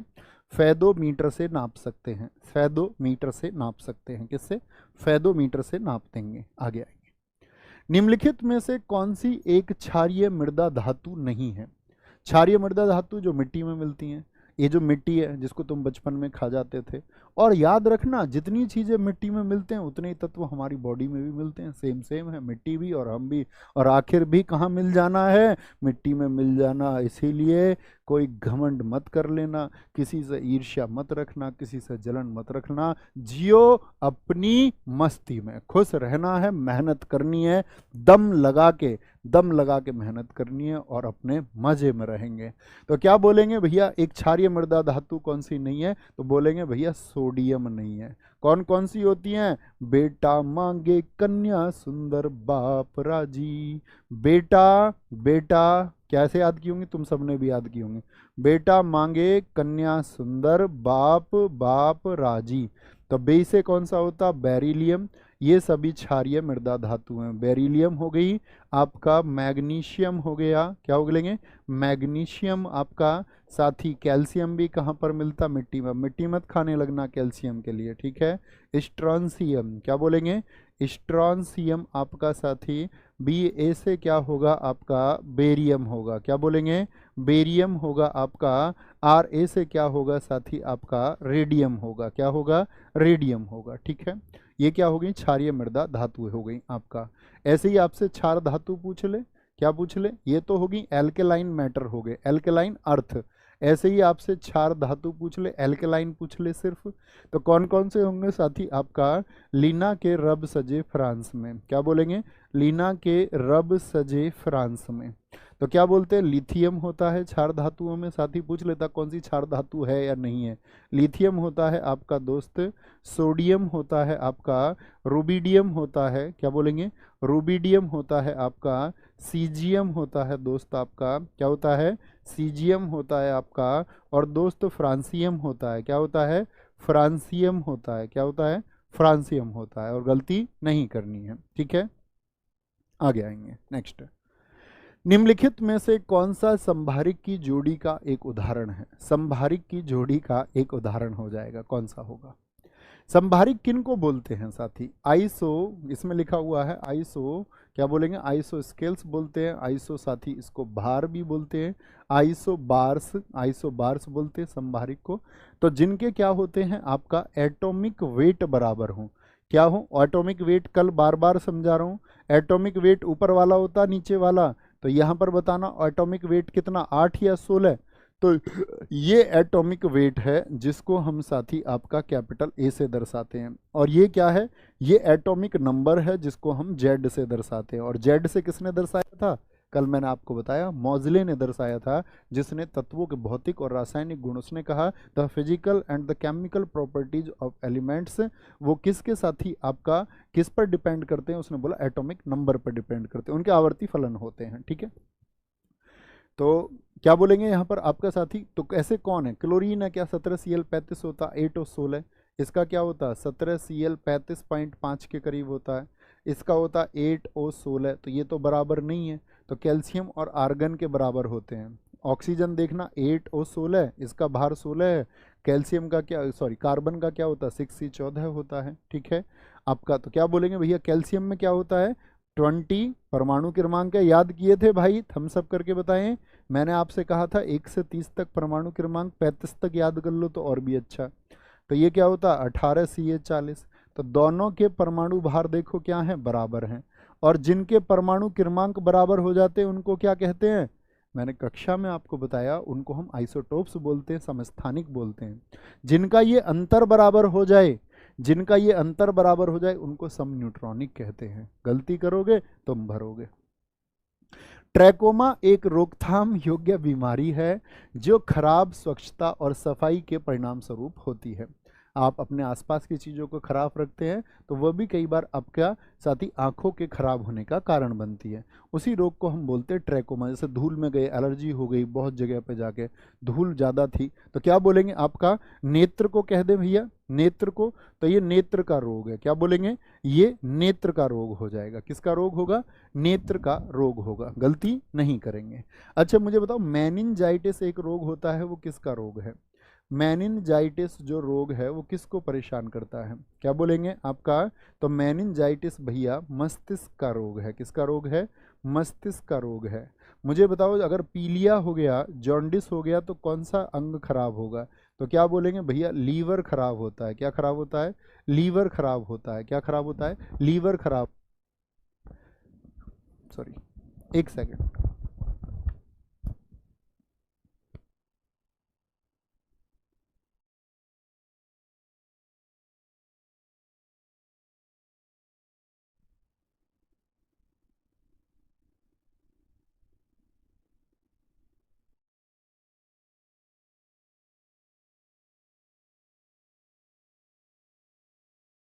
Hello hello hello hello hello hello hello hello hello hello hello hello hello, अभी आवाज़ ठीक आ रही है भाई, बताएंगे एक बार। तो क्या बताया मैंने, पीलिया जो होता है किससे होता है, लीवर से हो जाता है। साथ ही आपका निमोनिया में कौन सा अंग प्राप्त प्रभावित होता है, निमोनिया में लंग्स प्रभावित होते हैं। लंग्स अर्थात आपके फेफड़े प्रभावित होते हैं। क्या, फेफड़े प्रभावित होते हैं। हिपेटाइटिस में कौन सा अंग प्रभावित होता है, हिपेटाइटिस में कौन सा अंग प्रभावित होता है आपका, यहाँ भी लीवर प्रभावित होगा आपका। मेनिंजाइटिस हो गया। मुझे बताओ, मलेरिया में कौन सा अंग प्रभावित होता है, मलेरिया में स्प्लीन, जिसको हम तिल्ली कहते हैं। क्या कहते हैं, स्प्लीन, जिसको हम तिल्ली कहते हैं। ऐसे ही साथी आंख के दो रोग और पूछे जाते हैं, दो क्या और भी कई हो सकते हैं। जैसे मोतियाबिंद में कौन सा अंग होता है, मोतियाबिंद में, तो ये भी आपका साथी आंखों का रोग है। जैसे ग्लूकोमा पूछे आपसे, ग्लूकोमा, तो ये किस अंग का रोग है, ये इसमें भी आंखें खराब होती हैं। कैटरैक्ट आपसे पूछ ले, कैटरैक्ट में क्या होता है आपका, इसमें भी आंखें खराब होते हैं। ये सब क्या है, हमारे नेत्र के रोग हैं, आई डिसीजेज हैं। क्या है, नेत्र रोग हैं, आई डिसीज हैं। निक्टोफोबिया का भय होता है। निक्टोफोबिया किसका डर होता है बताइए, निक्टोफोबिया किसका डर होता है, ये साथी अंधेरे का डर होता है। फोबिया डर को कहते हैं। पक्षियों का कोई कोई पक्षियों से भी डरता है, उसको बोलते हैं आर्निथोफोबिया। क्या बोलते हैं, आर्निथोफोबिया उसको हम कहते हैं, आर्निथोफोबिया कहते हैं, ठीक है। जंतुओं का जो डर होता है वो जोफोबिया होता है। क्या बोलेंगे, जोफोबिया होता है आपका, जंतुओं का डर होता है। प्रकाश की अगर हम बात करें तो फोटोफोबिया होता है। क्या होता है, फोटोफोबिया होता है। क्या बोलेंगे, फोटोफोबिया होता है प्रकाश का डर, ठीक है। मुझे बताइए, क्रोमोफोबिया, CHOROMOPHOBIA, क्या बोलेंगे, क्रोमोफोबिया किसका डर होता है, ये रंगों का डर होता है। किसका होता है, रंग का होता है। ओम्ब्रोफोबिया, अम्ब्रेला कब लगाते हो, ओम्ब्रोफोबिया किसका डर होता है, ओम्ब्रोफोबिया अम्ब्रेला कब लगाते हैं भैया, बारिश से। बहुत सारे लोग बारिश से ही डरते हैं, आपको भैया कौन नहीं डरते, दुनिया में विशेष विशेष प्रकार के डर हैं, ठीक है। क्या बोलेंगे, वो तो लोग ही कमाल हैं जो निडर होते हैं। थैलासोफोबिया, क्या बोलेंगे, थैलासोफोबिया किसमें, थैला सा लेके जाता आदमी समुद्र में भी कि कहीं डूब ना जाऊं, ये समुद्र से डर होता है, ठीक है। एक साथी आपका क्लाइमेकोफोबिया होता है। क्लाइमेकोफोबिया ये किसके होता है, ये साथी ऊंचाई, ऊंचाई क्या बोलूं, अगर बोलूं चढ़ाई तो ज़्यादा ठीक होगा, चढ़ाई का डर होता है। किसका होता है, चढ़ाई का डर होता है। एक आपका मैंने रेबीज की वजह से बताया था हाइड्रोफोबिया, ये तुमसे जानना चाहूँगा, जरा बताना हाइड्रोफोबिया किसका डर होता है। हाइड्रोफोबिया, हाइड्रा मीन्स क्या होता है, जल होता है। किसका डर होता है, आपका फोबिया ऑफ वाटर होता है, बहुत सारे लोग जल से डरते हैं। क्या बोलेंगे, ऊपर दिखाओ, ऊपर कुछ बच्चे ने लिखा, एक और लिखा, ठीक है, क्या बोलेंगे, वो साथी आपका जल का डर होता है। हाल ही में किसे यूपीएससी में साथी आपका डायरेक्टर नियुक्त किया गया है, यूपीएससी के डायरेक्टर कौन बने हैं, बहुत गजब सा तुक्का है, लगाना है सर जी, गजब सा तुक्का नहीं लगाना, उत्तर देना। प्रतीक जोशी, हंसा मिश्रा, समर्थ मित्तल या मनोज सोनी, क्या बोलेंगे, हंसा मिश्रा, हंसा मिश्रा हाल ही में साथी क्या बन गए हैं, यूपीएससी के अध्यक्ष बन गए हैं। क्या बोलोगे, सॉरी निदेशक, डायरेक्टर पूछ रहे थे यहाँ पे, अध्यक्ष नहीं है। मनोज सोनी आपके कौन है साथी, ये वर्तमान में अध्यक्ष हैं। कौन है ये, प्रेसिडेंट हैं वर्तमान में। मुझे बताओ UPSC union public service commission ये संविधान के साथी किस भाग में बताया गया है, आप बोलेंगे भैया ये भाग 14 में बताया गया है और आर्टिकल 315 से 323 इसी की चर्चा करता है, ठीक है। और अगर मैं आपसे पूछूं कि 1 अक्टूबर 1926 को 1 अक्टूबर 1926 को आपका पब्लिक सर्विस कमीशन को बनाया गया था, पब्लिक सर्विस कमीशन अर्थात लोक सेवा आयोग को बनाया गया था, जिसका साथी आपका हेडक्वार्टर कहाँ पर है, यूपीएससी के अगर हेडक्वार्टर की बात करें आपका नई दिल्ली में है। क्या बोलेंगे, नई दिल्ली में है, ठीक है। इसके जो पहले अध्यक्ष थे यूपीएससी के जो पहले अध्यक्ष थे, पहले अध्यक्ष शुरुआती दौर में 1926 के दौर में कौन थे आपका, तो आप बोलेंगे भैया रॉस बारकर थे, बहुत बार पूछा जाता है। यूपीएससी के पहले अध्यक्ष कौन थे, रॉस बारकर थे, ठीक है। तो ये इसके आर्टिकल्स हो गए, ये याद रखेंगे। अच्छा मुझे बताओ यूपीएससी के अध्यक्ष की नियुक्ति कौन करता है, यूपीएससी के जो अध्यक्ष होंगे, यूपीएससी के जो साथी अध्यक्ष होंगे या अन्य सदस्य भी होंगे, अन्य सदस्य होंगे, उनका जो अपॉइंटमेंट होता है, उनकी जो साथी आपका नियुक्ति होती है वो किसके द्वारा होती है, राष्ट्रपति द्वारा होती है। किनके द्वारा साथी, राष्ट्रपति, प्रेसिडेंट साहब करते हैं। और कितने वर्षों के लिए, 6 वर्ष या 65 वर्ष में से जो पहले हो जाए, ठीक है, 6 या 65 वर्ष में से क्या हो जाएगा, जो पहले हो जाए, जो पहले घटित हो जाए। ऐसा नहीं है कि 6 पूरे ही होंगे, 65 के हो गए तो जो पहले हो जाएगा, या तो कार्यकाल 6 साल का पहले हो जाए या उम्र 65 पहले हो जाए। हाल ही में किसे 2024 के एबल पुरस्कार, मुझे बताओ एबल पुरस्कार किस क्षेत्र में दिया जाता है। मैंने कहा था कि जब अल्फ्रेड बर्नेट नोबेल ने घोषणा की गई आपकी कि भैया मैं आपका 5 क्षेत्रों के लिए फिजिक्स केमिस्ट्री, आपका फिजिक्स केमिस्ट्री और आपका मेडिसिन के अलावा उन्होंने बोला था आपका एक पीस के लिए बोला था उन्होंने, और एक बोला था लिटरेचर के लिए, बोले 5 फील्ड में मैं दूंगा। छठा फील्ड 1969 में इकोनॉमिक्स जुड़ गया। क्या गणित के क्षेत्र में नोबेल दिया जाता था, नहीं। तो नॉर्वे के राजा एकदम से कूद के आए, बोले भैया जैसे ही नोबेल के 100 साल हो जाएंगे, अभी यानी कि 1901 में पहली बार नोबेल दिया गया था, तो वो बोलते हैं कि 100 साल यानी कि सन 2001 से हम एबेल देंगे। लेकिन 2001 से शुरू नहीं हुआ। एबेल पुरस्कार की शुरुआत किस वर्ष से हुई थी, एबेल पुरस्कार की शुरुआत हुई लगभग और नोबेल के 102 वर्षों के बाद में, यानी कि 102 वर्ष बाद कितना हो गया आपका, वो 1901 में दिए गए पहली बार, ये 2003 में दिए गए, 2003 में। किस फील्ड में दिए जाते हैं, ये नोबेल ऑफ मैथ्स है। क्या बोलोगे, नोबेल ऑफ मैथमेटिक्स है, नोबेल ऑफ मैथमेटिक्स है। और किसको दिया गया, मिशेल टेलाग्रैंड, जयंत मूर्ति को। तो मिशेल टेलाग्रैंड इसके सही आंसर होंगे। रिकेन यामामोटो को इस बार 2024 का प्रित्जकर अवार्ड मिला है। जरा मुझे बताना प्रित्जकर अवार्ड किस क्षेत्र में दिया जाता है, प्रित्जकर अवार्ड किस क्षेत्र में दिया जाता है। तो प्रित्जकर मतलब प्रिंट कर, क्या प्रिंट कर भैया, आर्किटेक्ट, जो आपका नक्शा प्रिंट कर, वास्तुकला का नोबेल इसको बोलते हैं, यानी कि नोबेल ऑफ आर्किटेक्ट इसको हम बोलते हैं। क्या बोलते हैं, नोबेल ऑफ आर्किटेक्ट, क्या बोलेंगे, नोबेल ऑफ आर्किटेक्ट इसको कहा जाता है। वास्तुकला समझते हैं ना, भवन निर्माण जो होते हैं, घर आदि को बनाया जाता है, घर आदि को बनाया जाता है। आगे आएंगे। हाल ही में कहाँ बसंत त्योहार सिग्मोत्सव मनाया गया है, कहाँ पर बसंत त्योहार, पत्नी फोबिया सर जी क्या है, ये शिवम जी का उत्तर है। बहुत बढ़िया मेरे दोस्त, पत्नी फोबिया ही है, इसमें सोचना क्या है। हाल ही में कहाँ पर बसंत त्योहार है सिग्मोत्सव मनाया गया, असम में, पंजाब में, गोवा में या मध्य प्रदेश में। ये शादी के बाद में होता भाई पत्नी फोबिया। गोवा होता है India energy week, India energy energy week आपका साथी क्या बोलेंगे, इंडिया एनर्जी वीक 2024 कहाँ पर मना है?